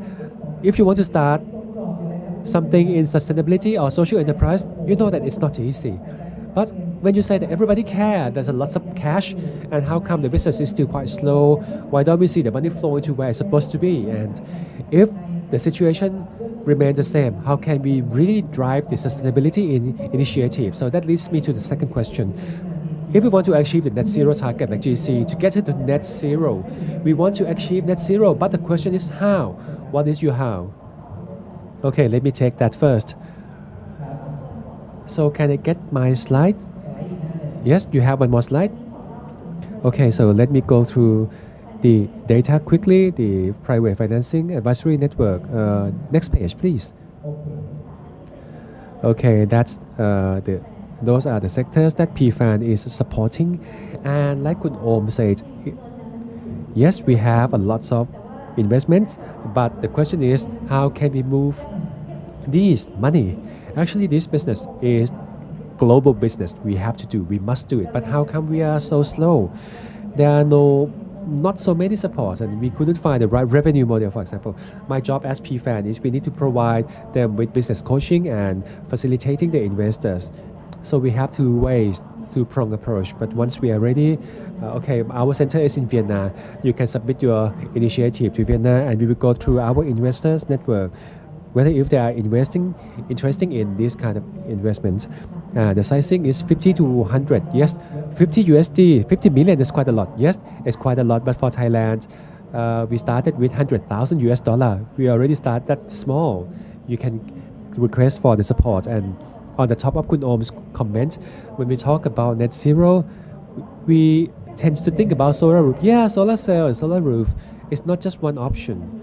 Actually, there are so many other sectors that you can help the world. First of all, when you think about waste management, we could see a lot of deal flow in waste collection and waste management, and those deals are very interesting. And we have received a lot of deals in this sector at PFAN. But one thing that we have never seen before, but there's supposed to be some in Thailand, is the upstream. You need to start with the right design. ต้นทางนะคะ Product design is the upstream, and then the usage on the midstream.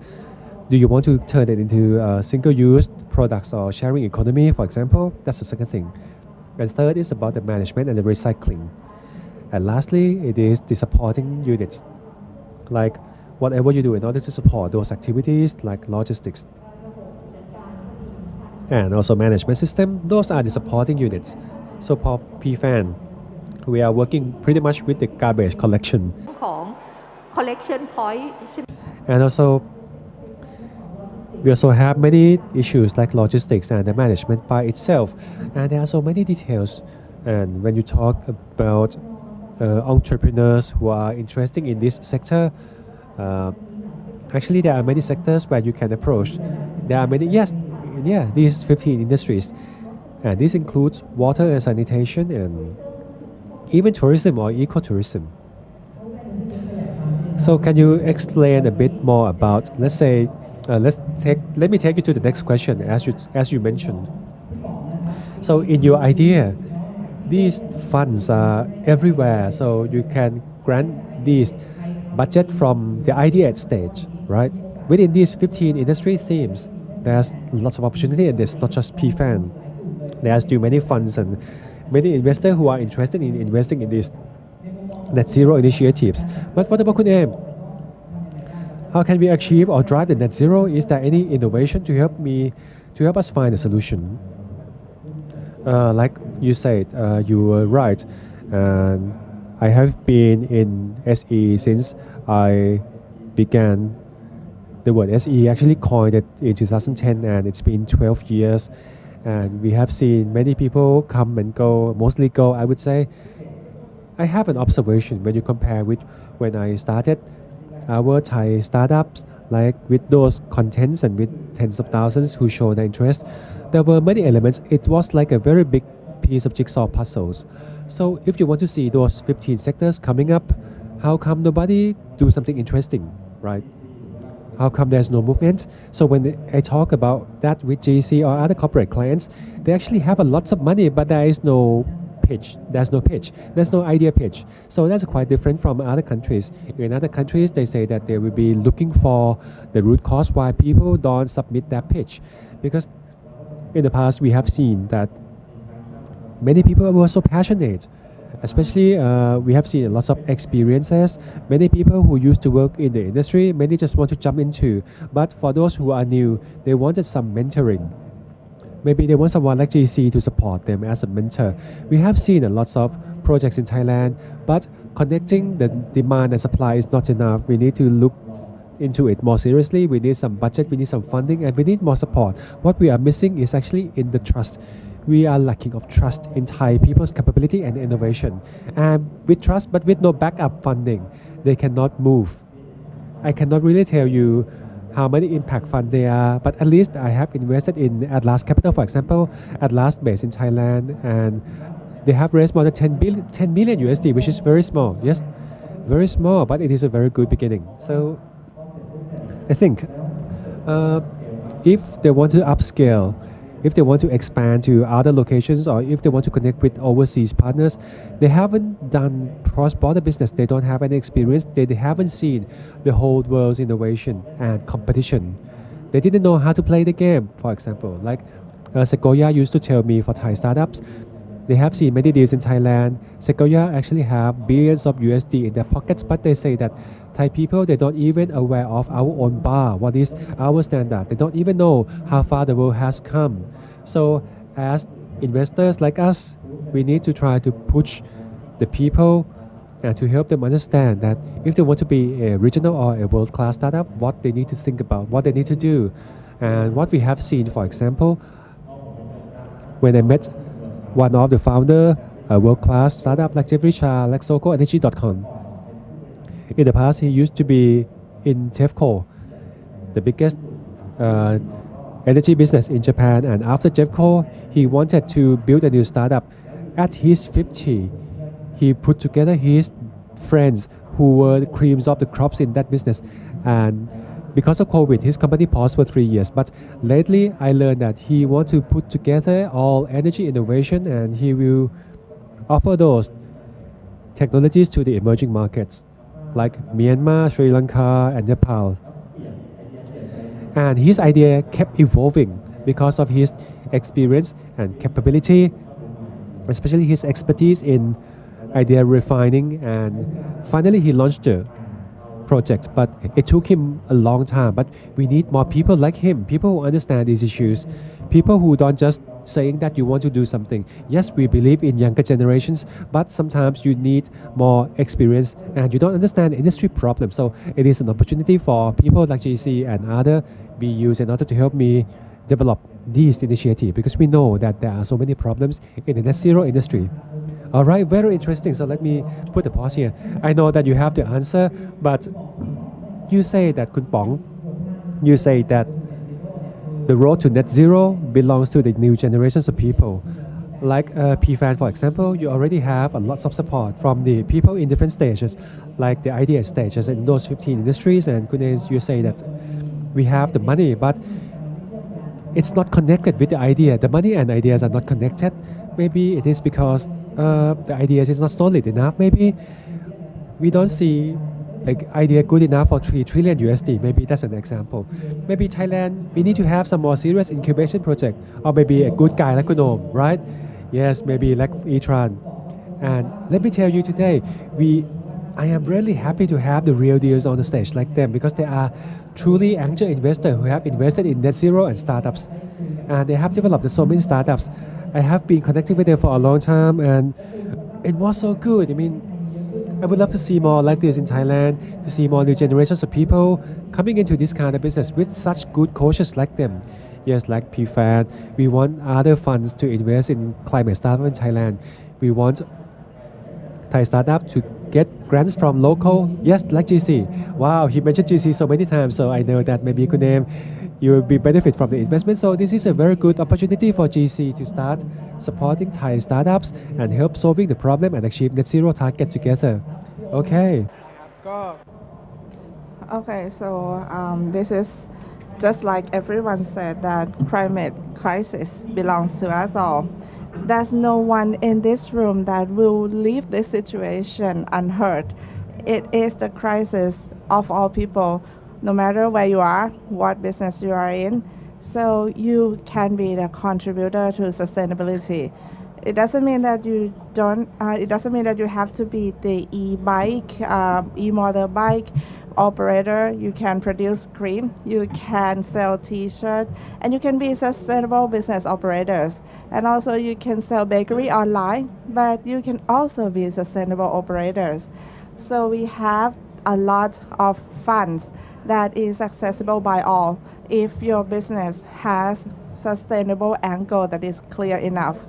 So like you heard from the investor in the pitching that they heard before, one may say that we have this product, this is the users that we have, the value that we estimate, we have IP protection, so they cannot be copied.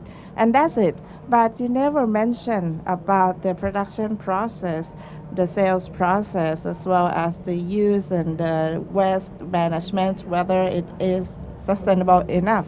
So if you are the best cream producer, with the best quality that you can offer to the customers, but you have another one that have the same quality. So now we have to think about sustainable practice, whether it is sustainable enough.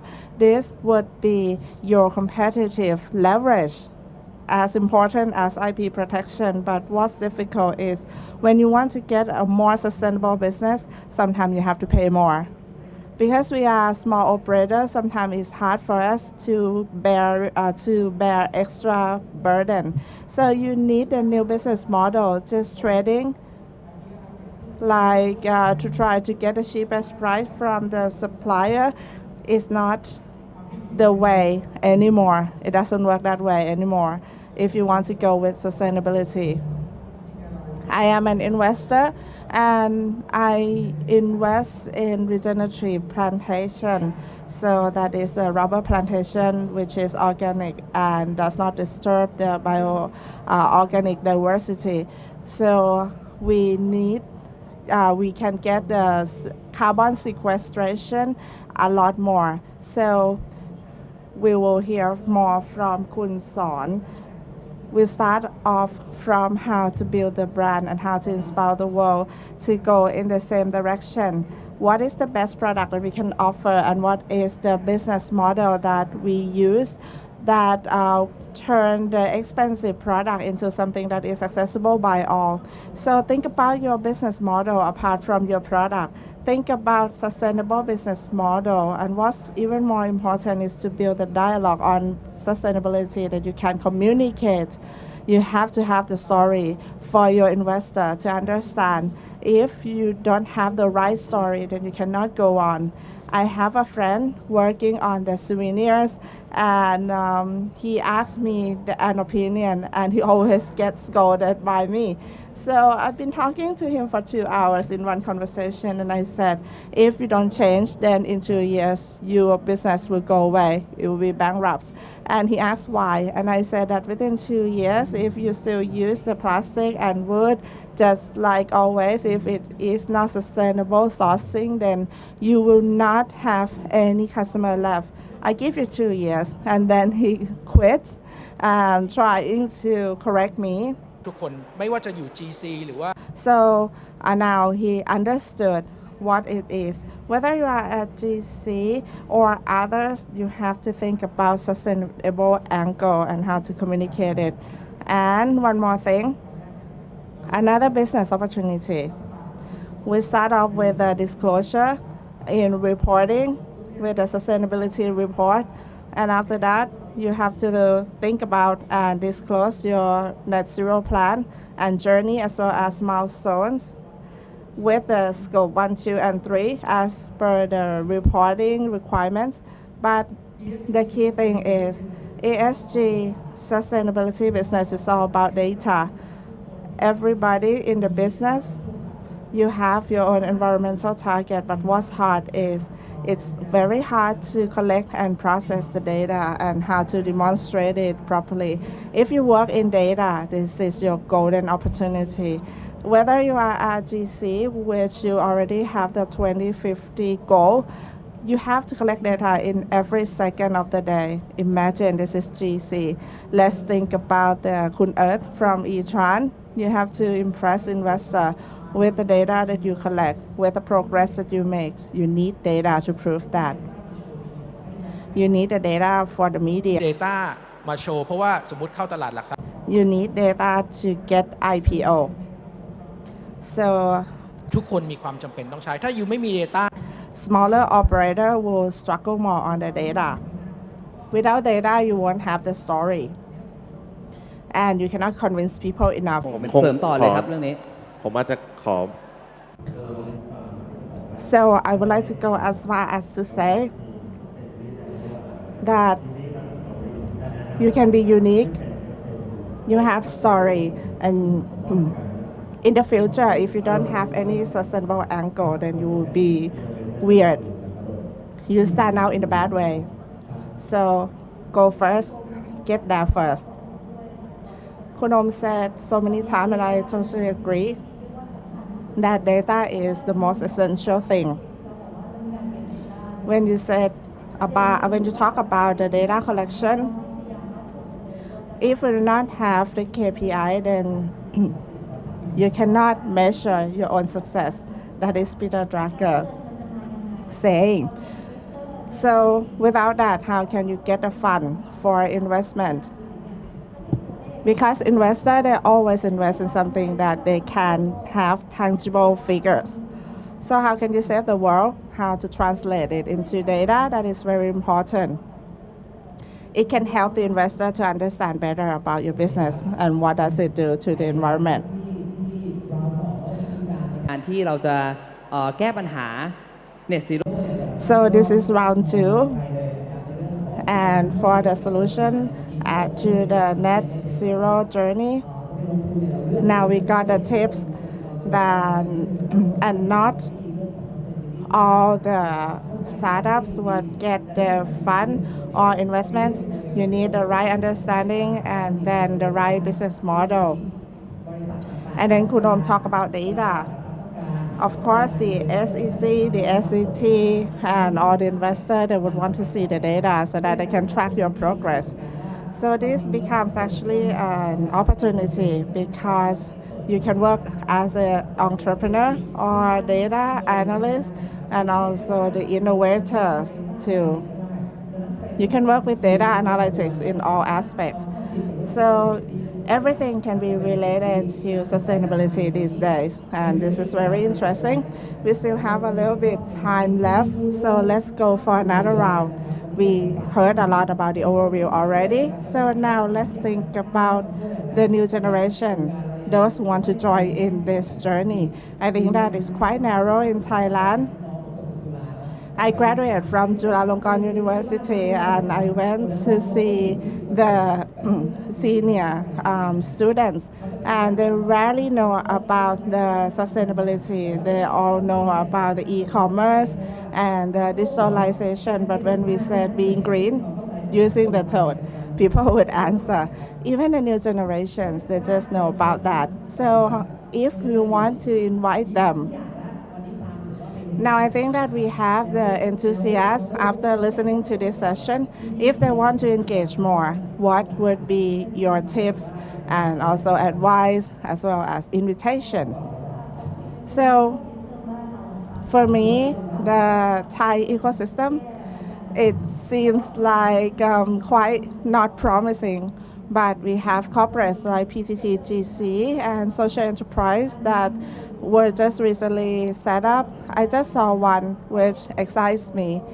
They call themselves local enterprise, and they work with the community really on the sustainability in social and environmental aspects. So what I would like to share คำถามที่2ตอนเรา is to get back to the second question, whether our actions are only to recover or to sustain the world to get to the net zero goal.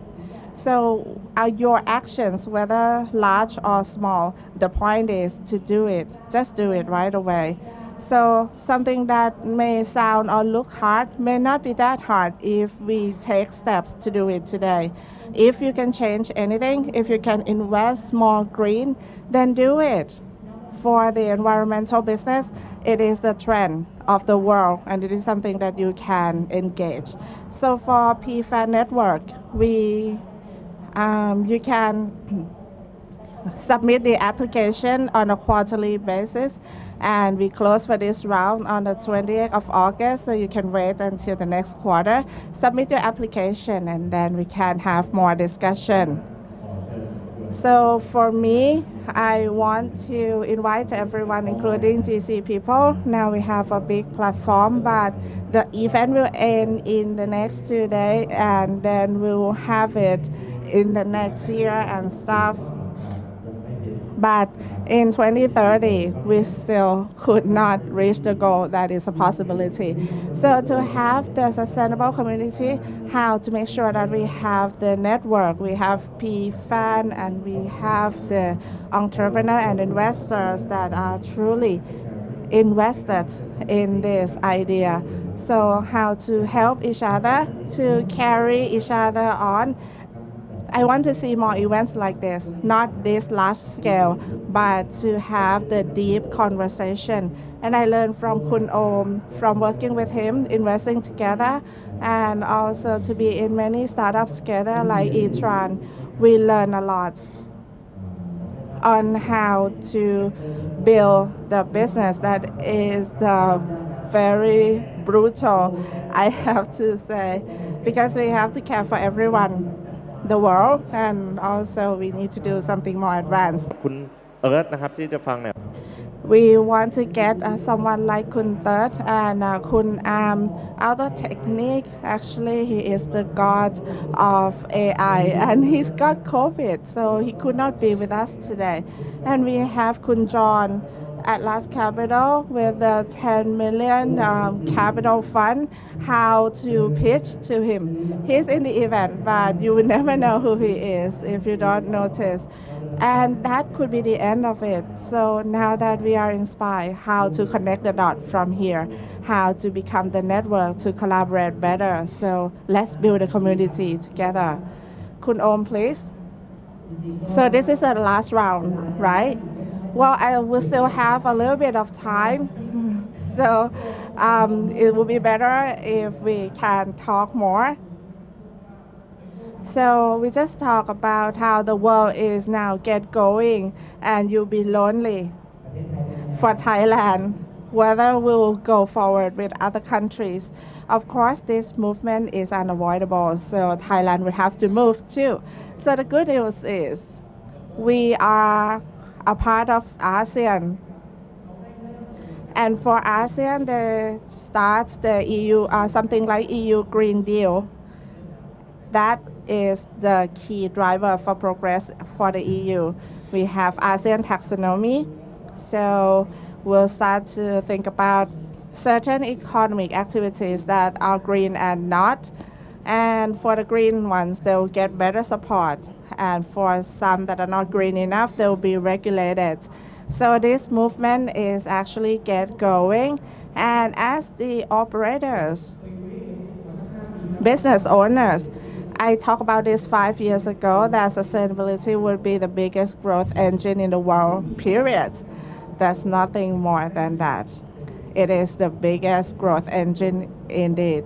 But it's not gonna be just like in the old days. That will be the growth engine for just 4 to 5 rich families in Thailand. But it's gonna be more inclusive, because for the old generations that already enjoy the benefits of the old days business, they already ruined the world enough.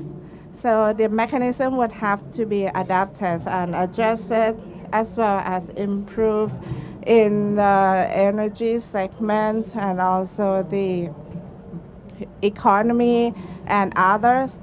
This bring about the new opportunity for the young generations. But what you need is the right understanding. What are the business drive of sustainability?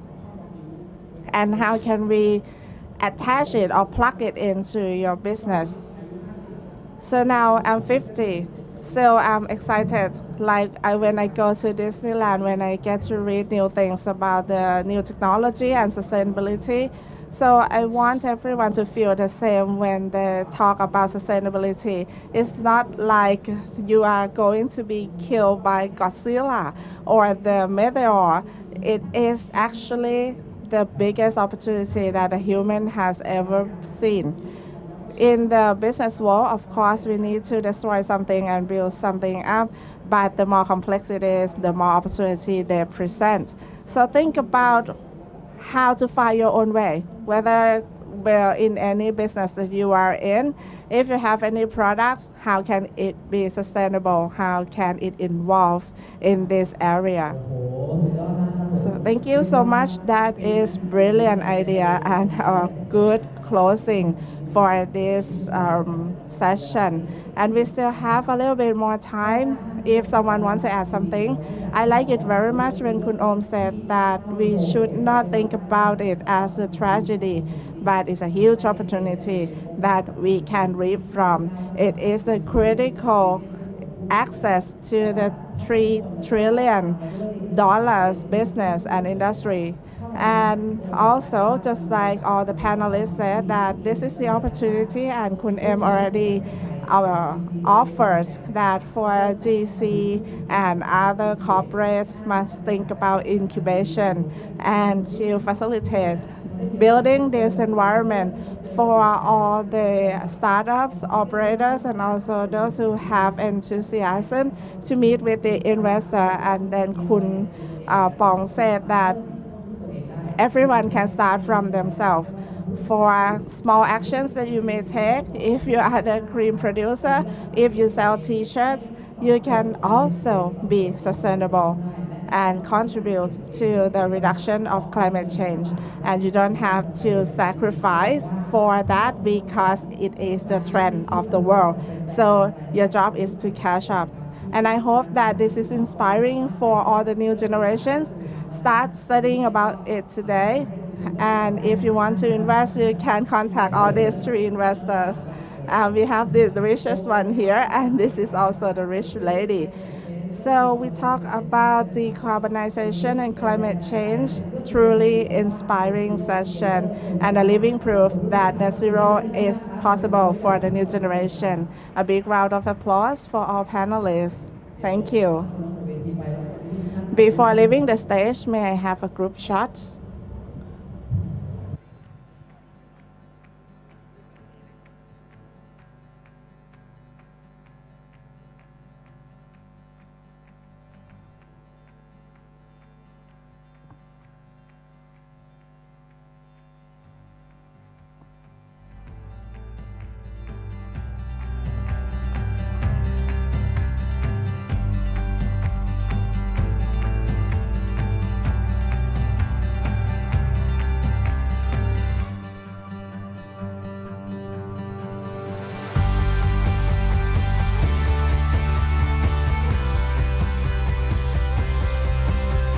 โอเคครับผมขอเสียงอีกครั้งให้กับ Okay, a big round of applause one more time for all panelists, Kun Pong, Kun A, Kun Om.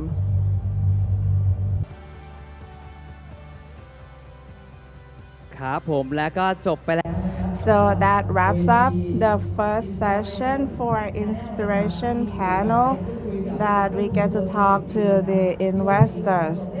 That now you understand more about doing business in net zero, that there are plenty of opportunities because the whole world is moving in the same direction. So a lot of money is waiting for you if you get the right business model, the right data collection, and the right connection. So do it today. If you're watching it on live session, and if you are in this event in person, this is your inspiration day. So the next session will start now. and you hear from the direct experience from the three business that are dedicated to net zero and decarbonization. They've been successful in their business. So let's hear more about them and their stories. May I invite on stage? So may I invite on stage คุณแดนปฐมวานิช the CEO of NR Instant Produce PLC ครับสวัสดีครับ สวัสดีครับ Good morning. May I remove the mask? ก็อันดับแรกนะครับก็อยาก So first of all, thanks to GC for inviting me to talk about the inspiration. So in the past 2 decades, I have invested and we bought almost 30 billion businesses in the past 2 decades. And in my life, I did not feel inspired that much. It has been my duty all along. I want to make money. I want to get rich. But in the past 4 years, this is the turning point of my life. And in this turning point, I met this guy. Indirectly, that is. And how did it start? You may ask. In 2017, I worked in the food business as the CEO of NRF, and we took over it in 2017. So back then, I'm a beef eater. I love beef. I love pork. I love all the protein. So if you ask me if I'm green, I say I'm not. I'm just an investor, industrialist investor. I just invest in the industry that I think is promising. And when I bought this company, we produce 2 types of the food, the condiments, sauce that is, and next is plant-based product. So after I studied for a while on how to compete better in the next decade or 2, what would be the face of the industry, and I was shocked. First, because we go to the plantation, talk to the farmers, and we also got honored to be in the presence of HRS Princess Rinthorn, and I feel that we are lucky to have this kind of abundance. And in 2019, I went to 1.5 degree with the UN event in New York. And after studying further, what concerns me a lot, for the next 20 years, this is something that we cannot do. Temperature should rise by 2 degrees. The goal is 1.5, but it should go to 2. And by that, it meant that 70% of farmers, they will be no longer able to do farming. And this is something that we could not do at all, because for every degree that rise, the humidity will increase by 7%, and the peak humidity acceptable is 80%. So by 2050, humidity of 100% will be working in sauna room, and that's not possible. So that's where I change. So I think that whether I have the plant-based product, whether I'm in midstream or the downstream business, there's no way I can reduce the carbon footprint. And the only way I can do is to go upstream.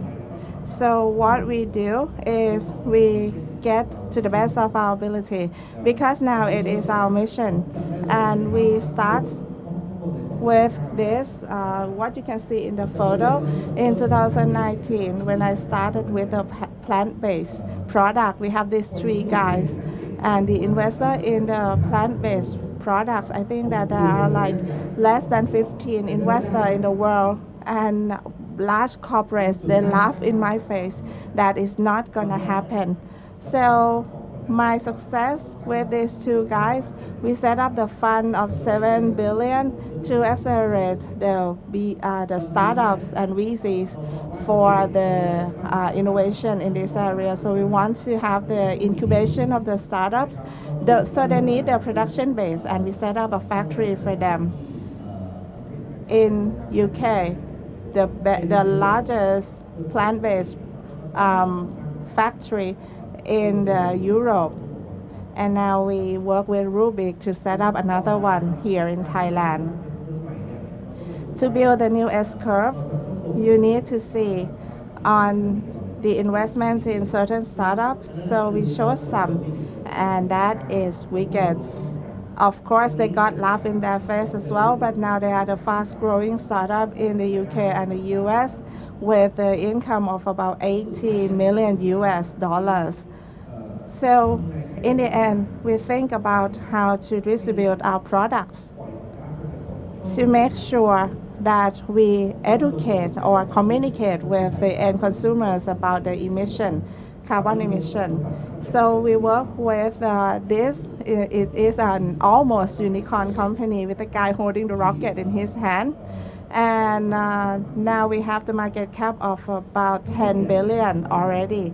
So all that I talk about is it starts off with recognition and the vision of what you want to do. Next is on the belief. If you believe in what you want to do, then think about the opportunity that you can identify. Think about the future that you want to be, and then connect the dots. And then the money will come after you get all the dots connected. So from 2022 onward, it's going to be about utilizing what we have, and we'll be the leader not only with the low carbon footprint products, but to be the leader in fighting the climate change. So from the first to the last photo, you will see I invest in one company, and this is what we do. Around the world, that's burning. And this is from the production of agricultural products. All over the world is 40 million tons. For Thailand, it's about 20 million. So that costs the 2.5 pollution, 2.5 PM 2.5 pollution. So we study about this, and I got a specific team working with the farmers, and of course they have money, and then they want money, so they burn all this stuff. And then 20% would be the fertilizer, and the rest will be something like oil, and the rest will be used in the electricity generator. So we use this, which is the organic matter like trees, and we use 1000 degree heat and to process it into carbon, solid carbon that is. So if we use it if we bury it in the land, then we'll get the carbon credit, because it can reduce carbon permanently, because it's unlike solar. If solar, it means that you can reduce the energy consumption, but next year will be the same from the source that we can produce. But if we want to stop the emission once and for all, sorry, the time is up, so I have to hurry a little bit. So this is the company that we invest in. We just got Elon Musk award, and I just invest before Mr. President Biden has the carbon credits program. So we hope to be the carbon negative company by having the farming industry in the US, UK, and Australia to stop the burning, because we can process it to be something that is beneficial to the agricultural industry.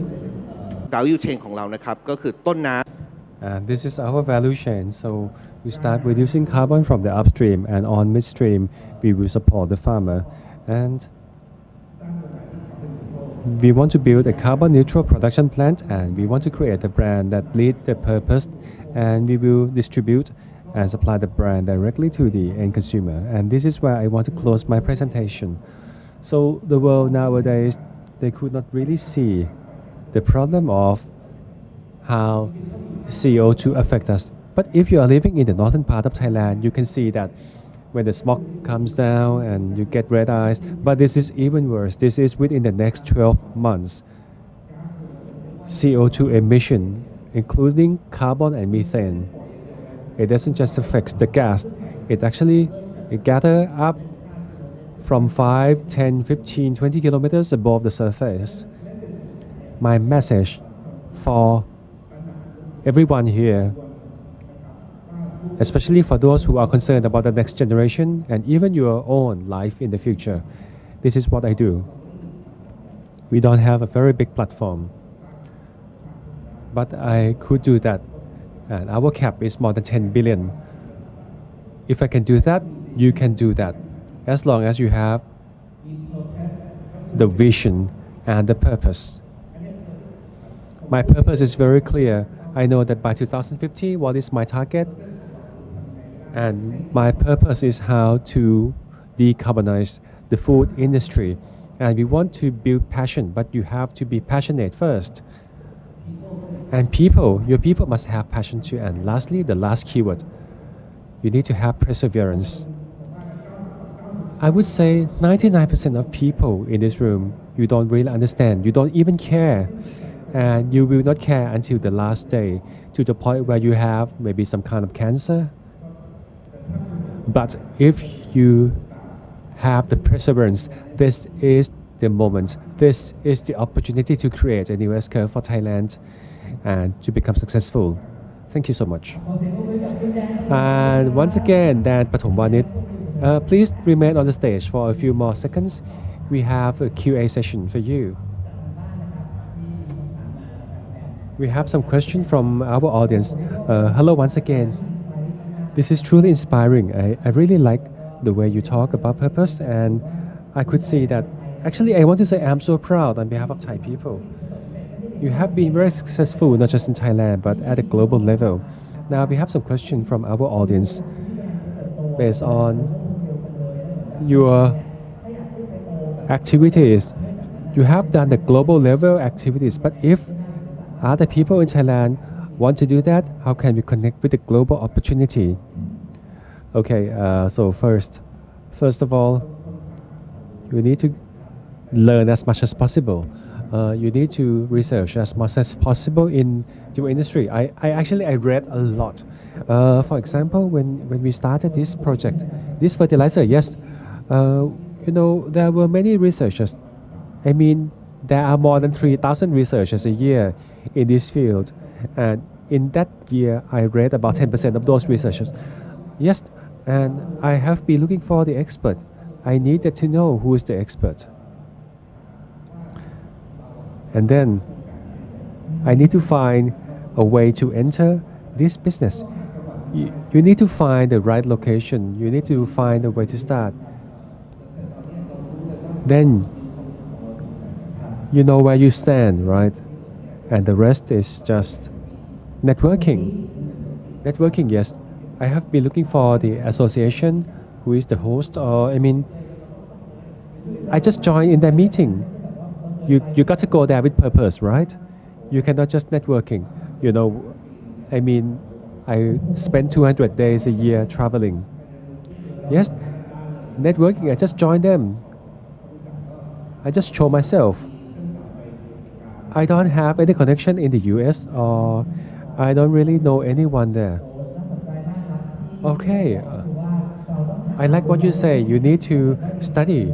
You need to really know about this industry. So he read more than 300 papers out of 3,000 a year, and you actually fly to the US, right? You flew to the US and you get to know there are people in their association meeting. So you mean that okay, let me tell you a bit more about myself. on that day when the plant-based wasn't really started, everybody listened to you when you came up with an idea. Today, net zero is the same thing like plant-based 10 years ago. Only a few handful of people who love to listen to you. You need to be quick because if you wait for the next 10 years, people will not care about you anymore because you are too late. Maybe I should start today.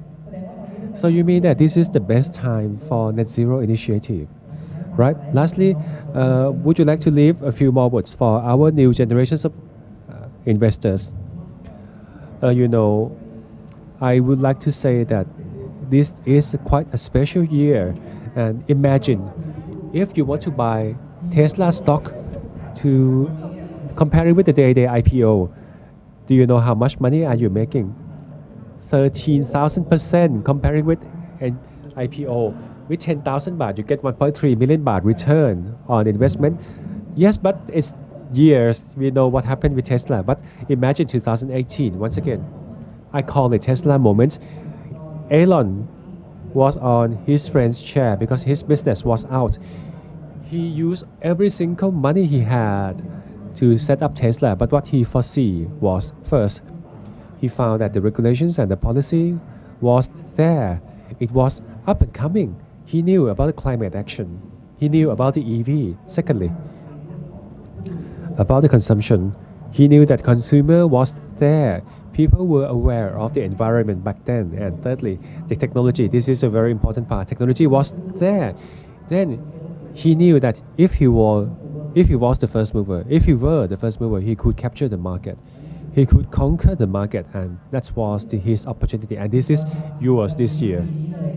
Awesome. So this year, right now, right here, if you start today, everything is in place.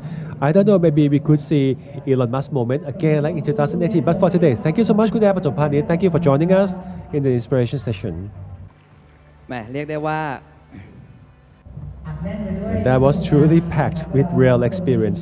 So when you listen to a real deal, and you have heard from Kun Dan, he started from doing his study and then he found his network. And today he's not just successful in Thailand, but he has become a global success in terms of net zero and decarbonization. And today, not just Kun Dan, we also have two more businesses who will be sharing with us their experience and inspiration. And let me tell you, our next speaker is one of the top startups in electric motorbike. So let me introduce Kun Surana Chuchat, the Chief Executive Officer and the founder of e-tron Thailand. And please give a big round of applause for Kun Earth from e-tron. สวัสดีครับก็สวัสดีทุกคนนะครับแล้วก็คิดว่า Good morning, good afternoon, everyone. I think this is not the right time for lunch for me, but let's get to it. I haven't talked about this anywhere before, but I think it will be interesting for this forum. Today, I would like to talk about what we call unintentional intention. And I used this picture before, but let's have a look. If you use the keyword mid-journey and then Bangkok, street, city, motorcycle, realistic, and pollution, please use these keywords and let the AI help you find out what AI see from these keywords. I saw 4 pictures, but actually almost every picture looks the same. The city looked very hectic, and there's another picture even worse. There was a fire in that picture, so I didn't choose that. So since we were born, since I was born, as a baby, I started to see. Imagine how you play with your kids when you were young, like, hey, peekaboo, peekaboo, and you see response from that kid, right? When you do peekaboo with those baby, the children respond, the babies respond to the impulse, and they just shoot their intention towards what excited them. This is what we mean by intention. Intention is sometimes it's not really intended. When you interact with something, it actually causes lots of effects. But one thing we could see from Thailand, when I grew up in Thailand, the picture changed. The picture has changed, but I also use AI to help me draw this picture. We are living in the world where the world is growing. We have good cars, we have good jobs, we have good food. We believe that we are making progress. But yes, that's one of the stimulation that attract your attention. They caught your attention from maybe good food, good destination, and also you have intention towards so many things, towards your friends, towards your family, but you are still like a baby. Those intention doesn't tell you where you will be. You always say that we need to build a good city for a good kid so they will be a good citizen in the future. Or maybe children need to do this and that. We never know what those intentions that we threw into them. We don't know what it will be the effect of just giving our intention. And I think the same applies to the world's development or the city development. Since the space race era, we have been very excited in going outside of the world. I mean, after the Cold War, we are so excited about the space race. We came up with so many intentions in the scientific world with all the new knowledge, and we were so excited with that. We wanted to build a new city. We wanted to use the new technology. We want to build a new future. And what I'm trying to say here is there are some unintentional intention. One way you want to make progress, but on the other hand, something is holding you back. You don't know what you will leave behind when you make progress or when you move forward. So I created another picture using the AI, and this is getting more weird. I mean, my AI is getting crazy. I found these pictures. Can you see the face on that side? I was quite surprised. I don't know what Midjourney brought it to me, but when you talk about pollution, when you talk about this, I got this face with this AI. This is an intentional intention that came to me. The result of the development, the progress, or whatever we have created. Maybe it ended up like the picture on the right-hand side. E-Tran was actually one of the unintentional results. At the beginning, I started with designing. I got a chance to learn about vehicle design, but I didn't like that. Maybe it was because of my professor. If you have some bad professors in your school, you might hate the whole subject. But actually today I really love him. I didn't like him at the beginning, and I came up with a poor household. Boys loves car. Everybody loves car. But since I was young, I grew up without any toys, without any car, even a toy. I mean, my family car was a rental car. It wasn't a luxury car. So I didn't like car in particular. So when I joined the class, I didn't take it seriously. And I have been trying to do something with, the vehicle. And I didn't really like those cars. But one day, I realized that there was an intended opportunity that brought me to E-Tran. Starting with this one called E-Tran Prom. I was on a motorbike taxi one day, and I was wondering how come the pollution was so bad and the seat was uncomfortable, why we didn't create something specifically for that. So let's say if you are disabled, you have your wheelchairs. If you are a small person, you have high heels to make you look taller. But for a motorbike, how come you use motorbike every day? Like, especially for public transportation, nobody tried to redesign the public transportation. As I say, I didn't like the vehicle, but I love to solve the problem. And it vexes me. And I was next to the driver, and the traffic was very bad. And when I got stuck in traffic, I got more time to think on the rider's seat, which was very uncomfortable. And that became the beginning of E-Tran unintentionally. People used to ask me, if we want to do something, how do you handle the passion part? And I didn't have any passion at all. To be honest, I did not have any passion, but I had the intention to solve the problem. I intended to solve the problem not for the passenger but for the rider. Everybody must be comfortable on the same bike. We should have good air to breathe, not just wearing masks. That's not good enough. And the rider who provides the taxiing service should have a better quality of life rather than spending all of their money for their bike repair or maintenance. Maybe the more they ride, the more maintenance they have to pay. So E-Tran Prom won the Red Dot Design Award back in 2020 from Germany. In Germany, we were the winner for Red Dot Design Award for the innovative product segment, which was quite a surprise to me because when you talk about innovation, you normally go for something more interesting. Maybe you type innovation in Google, you will find interesting robots, something so cutting edge. But this is just a Thai motorbike, a pure blood Thai motorbike who made the first step in history in Red Dot Design Award in that year. But things didn't came out as we expected. Unintention effects, especially during COVID. We lost almost everything practically. Our business almost went down because all of the hardware, the investment was quite big. Before COVID, we invested hundreds of millions, but that wasn't enough. And we need to came up with something unintentional. Again, we stay at home during COVID, right? And when you stay at home, you had nothing to do. You couldn't even go out to a restaurant. What we did there was we order food, right? We stay at home and we order delivery. And we saw those delivery bikes every day. And I didn't have enough money for my company, so I called my team. When I found those bikes, okay, let's see what we had in the office. Can we create another bike? Maybe can we try something new? If we create some bike, especially for those food rider, and that became our second model called Myra. Myra was actually, it's a kind of small black ant, and these soldier ants has a special capability because they carry a lot of weight. They could carry the whole sugar cube. Imagine a small ants. I really like that because, and also ants is the symbol of united power. Ants always work in hives as big team. They live together and they survive together. And we created Myra because without any intention for transportation bike.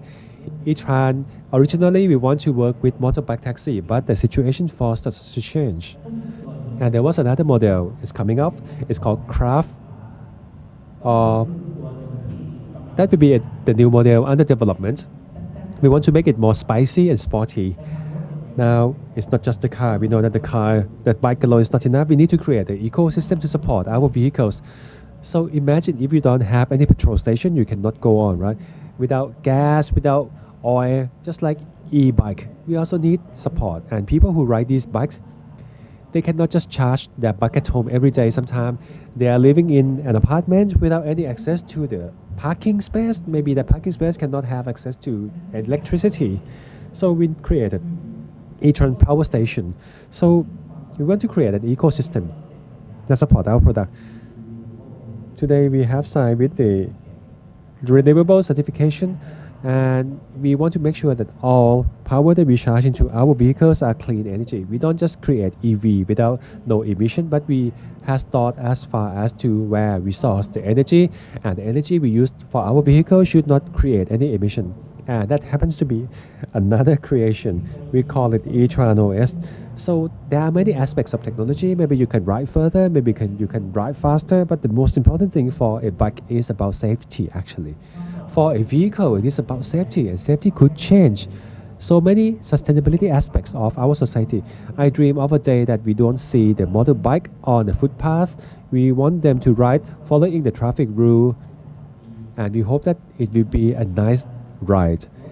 Maybe if the rider has good behavior, maybe we could give them better pricing, right? And the last part that we created unintentionally again was called e-tran Climate Hero. For e-tran Climate Hero, they are actually our users. Ask yourself, you say that you really love the world, you have good intention towards the world. Let me ask you who already start using EV. Only a handful of people. You say you care, but you don't even use an EV car. Most of my customers are rider, food delivery persons. They don't have a lot of money, but they are among the first group of people in the world who has changed to EV and used emission-free source of energy. So these unintentional effects in our life actually brought us a new intention. Under the slogan "Drive the Better World" at e-tran, this is what we believe. This is why we do our business for. We want to create innovation and new products and services to make the world a better place. We want to drive the better world, and 2 wheels is just the beginning. One day, there will be more wheels or lesser wheels. I don't know how it will be like. But let's say one day, if I go to hell, when I die, when I talk to the gate of the St. Peter's, at least I could say that we could change the world. So thank you so much for today. And a big round of applause. And please remain on the stage. And hello, Kun Earth. and let us have some talk. And I have some more question about unintention. And lastly, the intention that could help driving the world is always with you. Maybe in the future, it's not just a motorbike, maybe it's something even more cutting edge with a better design by Kun Earth. I know that you are the expert. So let's wait and see. Now, I have a question from the audience. I see that Thai people is not using a lot of EV, but does E-Tran has any plan to change people's behavior so they can switch to EV? And there are 3 key factors for EV. And first, they need to have a public policy. A lot of countries start banning combustion engine in year 2000XX. Even Scandinavian countries where they own a lot of oil, they say that no more oil. That's very clear signal from the government. So if we say no, people will not do it. At least we can start from the top with the regulation and support. And secondly, we say it is people's belief. Let me give you an example. When we made the first shift in the transportation sector, we start switching to gas. Yes, natural gas. I could still remember my words. My mom said that, oh, you want to carry a time bomb on your car? It's a gas bomb. And it was, oh, really? But the first group of people who adopted gas were the heavy users, public transportations, bus, taxi, even tuk-tuk. Those created awareness. People saw that it's safe. It doesn't run out, and people still have a lot of doubt with EV, whether if it is a good thing or bad thing, but it might take time to prove ourselves. And lastly, it goes back to the products and services. So I have to say that in Thailand, our riding behavior is quite peculiar. Have you heard about, the EV car couldn't ride on the hill? Maybe our hills on mountains are very steep, or maybe the surface is too hot. Or maybe for the two-wheelers, the motorbike, they don't ride the same way as we do. So the behavior is not just that. And importing products might not solve the problem. You really need to understand your customers in order to create the right product and services, especially for the local audience. This is what we need to do as a business operator. So that's about the question about the market. And one more thing. We also have many competitors. And I don't really care much about the competition. I believe that everybody must work together. It's just 1 + 1 get 2.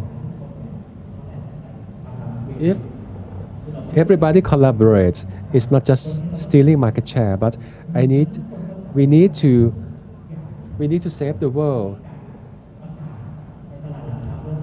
We are not just announced in maybe a PR news or in the stock market. We are not telling that we are number 1, but we tell people how much carbon could we save, how much could we save the world. This is where we need to do. This is the next shift. The whole industry must understand, and this is why I want to invite everyone to join on board. What can we do together? It doesn't necessarily have to be competition. We can work together. So rather than competing for market share, why don't we compete for lower carbon? All right, a big round of applause for Kun Earth from E-Tran. Thank you so much for joining us today. And for our last guest for the inspiration talk, our third guest is from Recult Business. Please welcome Ukrit Kunal Welcome, Chief Executive Officer and Co-founder from Recult Thailand. And thank you so much, Kun Earth. โอเคครับสวัสดีทุกท่านนะครับก็วันนี้มาปิดเซสชันนี้ Hello, I am the last one before lunch, but if you'd like to have lunch, I will try to go quickly so you can have lunch. And let me share with you how we created a decarbonization startup in Thailand. And before we came to this point, what can we do? What can we do for the agriculture? And I am not sure if you are from a farming family from upcountry, maybe not in Bangkok. Let me share with you about carbon and agriculture, because this is one of the things that people hardly talk about, and it was a very big surprise. Let me share with you, starting with the statistic. This statistic came from the Bank of Thailand. They say About 40% of Thai population actually are from the agriculture sector. That's almost 20 million people, but this number is more surprising. I didn't make this up. If you love to know more, you can see the report from the Bank of Thailand, how they calculate the average farmer earning per family. They only make about 6,000 baht per month per household. Imagine if you are a farmer, if you have your spouse, if you have 3 kids to feed, and there's tuition fee, there's medical fee, and there's food you need to eat. How could you survive in such inflation rate? This is a very big issue for Thai society, and we hardly talk about that. Maybe we are lucky, we are here in the Paragon, we are in a very nice place, but let me tell you, most of the farmers, siblings, people who live in upcountry, they are not as lucky as we are. And this has become one of the turning points. We found that the average farmer earning was more than less than 50% of Thailand's minimum wage. So what is their problems? What is the reason? So first, I have to say that I am a very small startup. We cannot solve the problem for every farmer. Yes, maybe we can do that, but with the support from the government or from larger companies like PTTGC or maybe other companies in the stock market of Thailand to help us reduce the gap and help improving the well-being of the farmers. But I will give you 3 key problems I came up with the research. First, our farmers couldn't have any access to affordable loan. Growing rice is like growing an SME. You need to take loan to invest in your seeds and fertilizers and chemicals before you could sell your produce. But farmers in Thailand, they don't have any affordable loan. They cannot go to SCB, K-Bank or BPL like us because they don't have any salary slip and their risk level is very high. So they need to rely on the loan shark. And even though we have the agricultural bank, but that's not enough. We still see the same issues over and over in the news. And second, the productivity is very low. I heard something when I grew up, Thailand is the kitchen of the world. Our farmers is the backbone of our country. We always say that, but don't you know that our backbones are breaking their backs? Their productivity is much lower than farmers in Australia or US by 3 times. And the reason is, in those countries, they use lots of technologies and innovation to change the way they do farming. But our farmers in Thailand are doing our farms in, like 30, 40 years ago. And lastly, they do not have direct access to markets. In Thailand, if they want to sell their fruit and vegetable to Paragon, they have to go through numbers of agents. So as a result, when you buy the salad from downstairs, the farmer only gets 10 or 20 baht out of every 100 baht you spend. And that's the problem with the agricultural supply chain. But I believe that technology can help you solve this problem. Another point I would like to mention is because today's theme is carbon theme, right? Our farmers don't have just those 3 problems. I can tell you that they have 99 problems and climate change is one of those. And it will be one of the biggest problems for the agriculture sector in Thailand, even worse than COVID. Maybe we were more concerned during COVID, but the farmers, they are hardly affected by COVID because they already have a lot of social distance working in the field. But if climate change hits, global warming will affect more than 40% of people in Thailand. For example, the long dry season. You need natural rain in order to irrigate their farm. Without rain, you cannot grow your crops, and the farmers cannot sell those crops. And almost 50% of our population will be affected by the long dry season. And it's not just drought, it's also flooding. Too little rain, and that's too much rain. Too much rain, and the crop will die.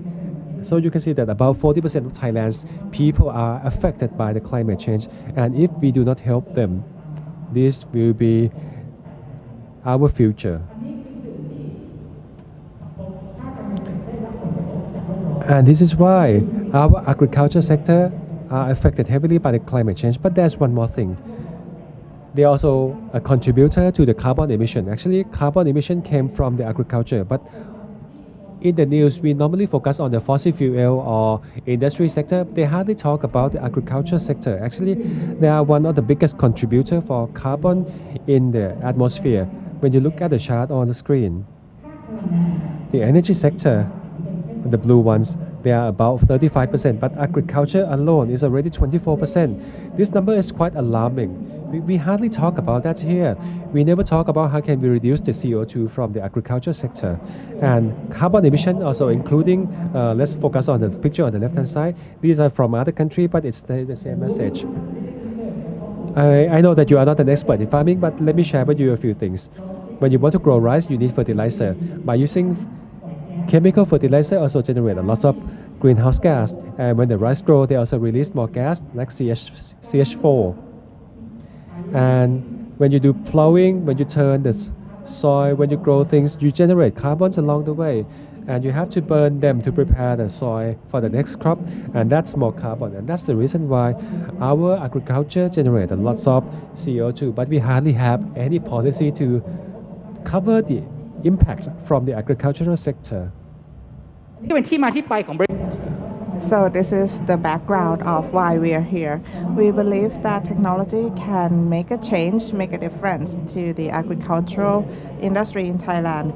And of course, we have smartphone, we have the internet on the high mountains.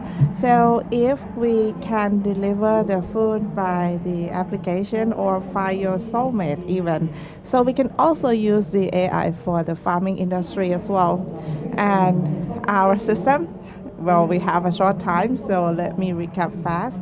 We use the digital platform on how to change the way they do the farm. And another way is to help with the processing plants like ethanol, sugar, and also the rice mill to help the farmer to get better techniques in the farming to reduce the carbon emission and to track the data on how to improve the farming and to increase the carbon credit to get a better pricing. So these are the background of the company. This is what we are at Recode. So we come up with the application that is easy to use, very user-friendly, and we have gathered a lot of data because we are in big data period.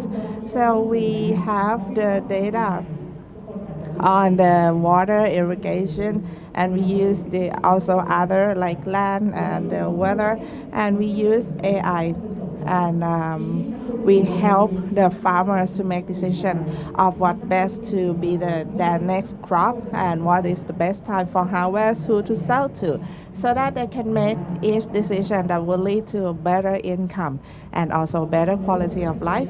So that is what we are doing for the application. It will be very easy to download, but that's not enough because we are in the digital world. Everything is new, and some farmers, they would not be convenient or to be comfortable with the change.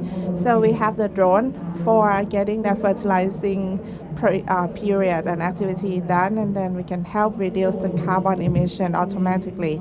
We use drone for the fertilization, and also we improve the land for the more carbon credit improvement.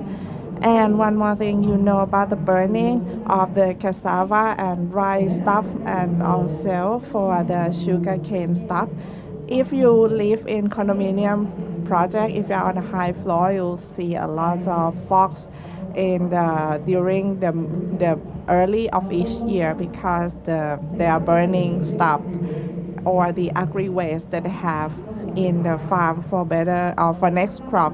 So actually we can have the circular economy system, which we already set up for all the waste, agri waste that they have, and it will be sent to the power plant.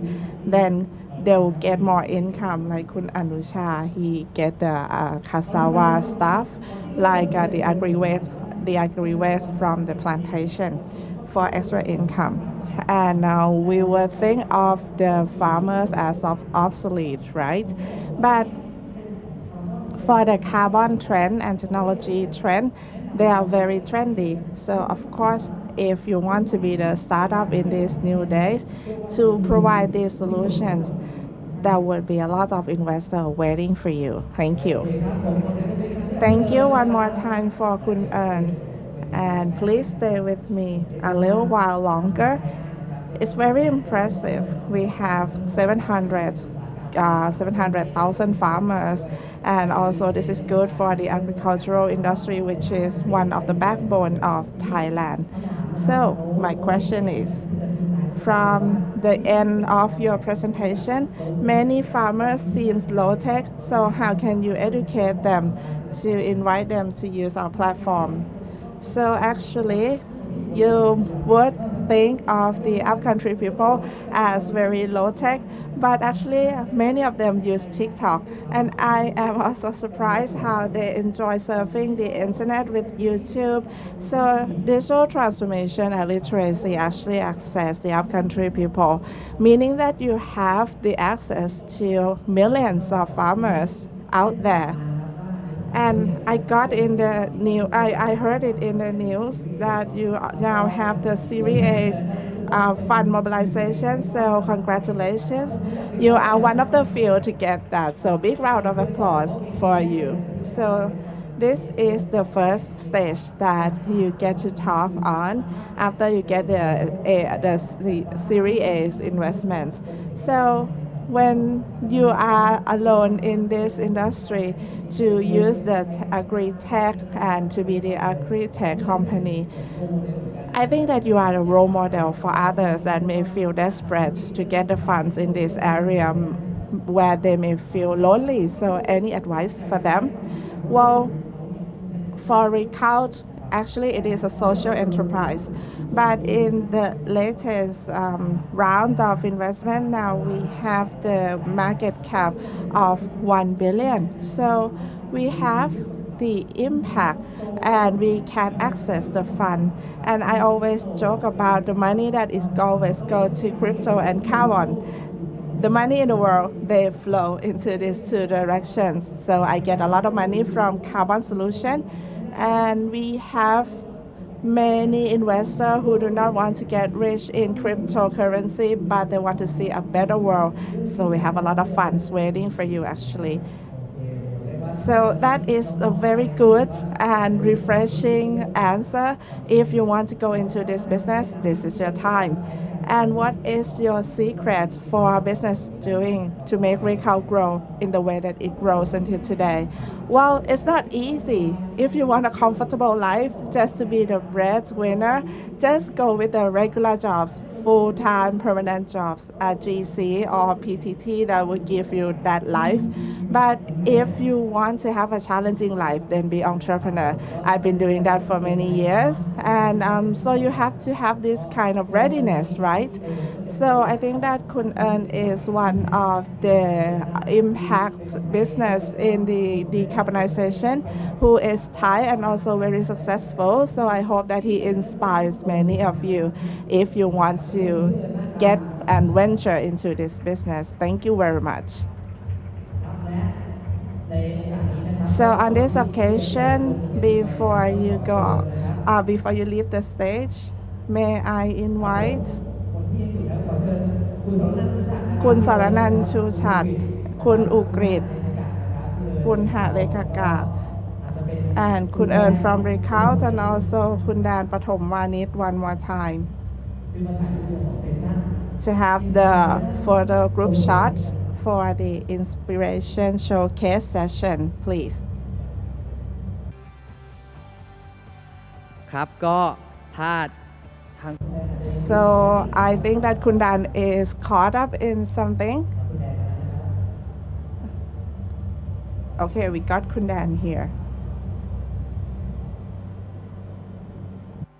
ครับก็เป็นการปิดท้าย So this wraps up our sessions together with the test different one for different angles of the net zero. So now let's have the group shot together.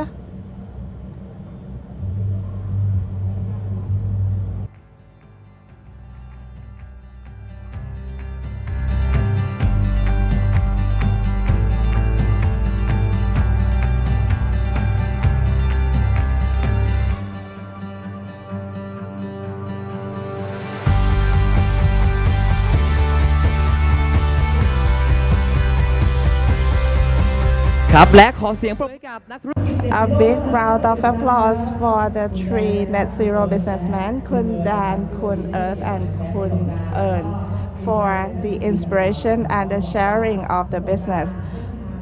I hope that all the things that they share would be your inspiration for the new generations to get out of comfort zone and start the new things. Like Kun Dan, he started from scratch until he became the successful plant-based producers. And also Kun Earth on the e-motorbike, he may think he's not gonna get here, but with all the obstacles, he became the leaders. And also for Kun Earn, he got a lot of money from carbon business actually. So this concludes our sessions here, and let's enjoy the rest of the day together. Thank you, and one more big round of applause for all the speakers, please.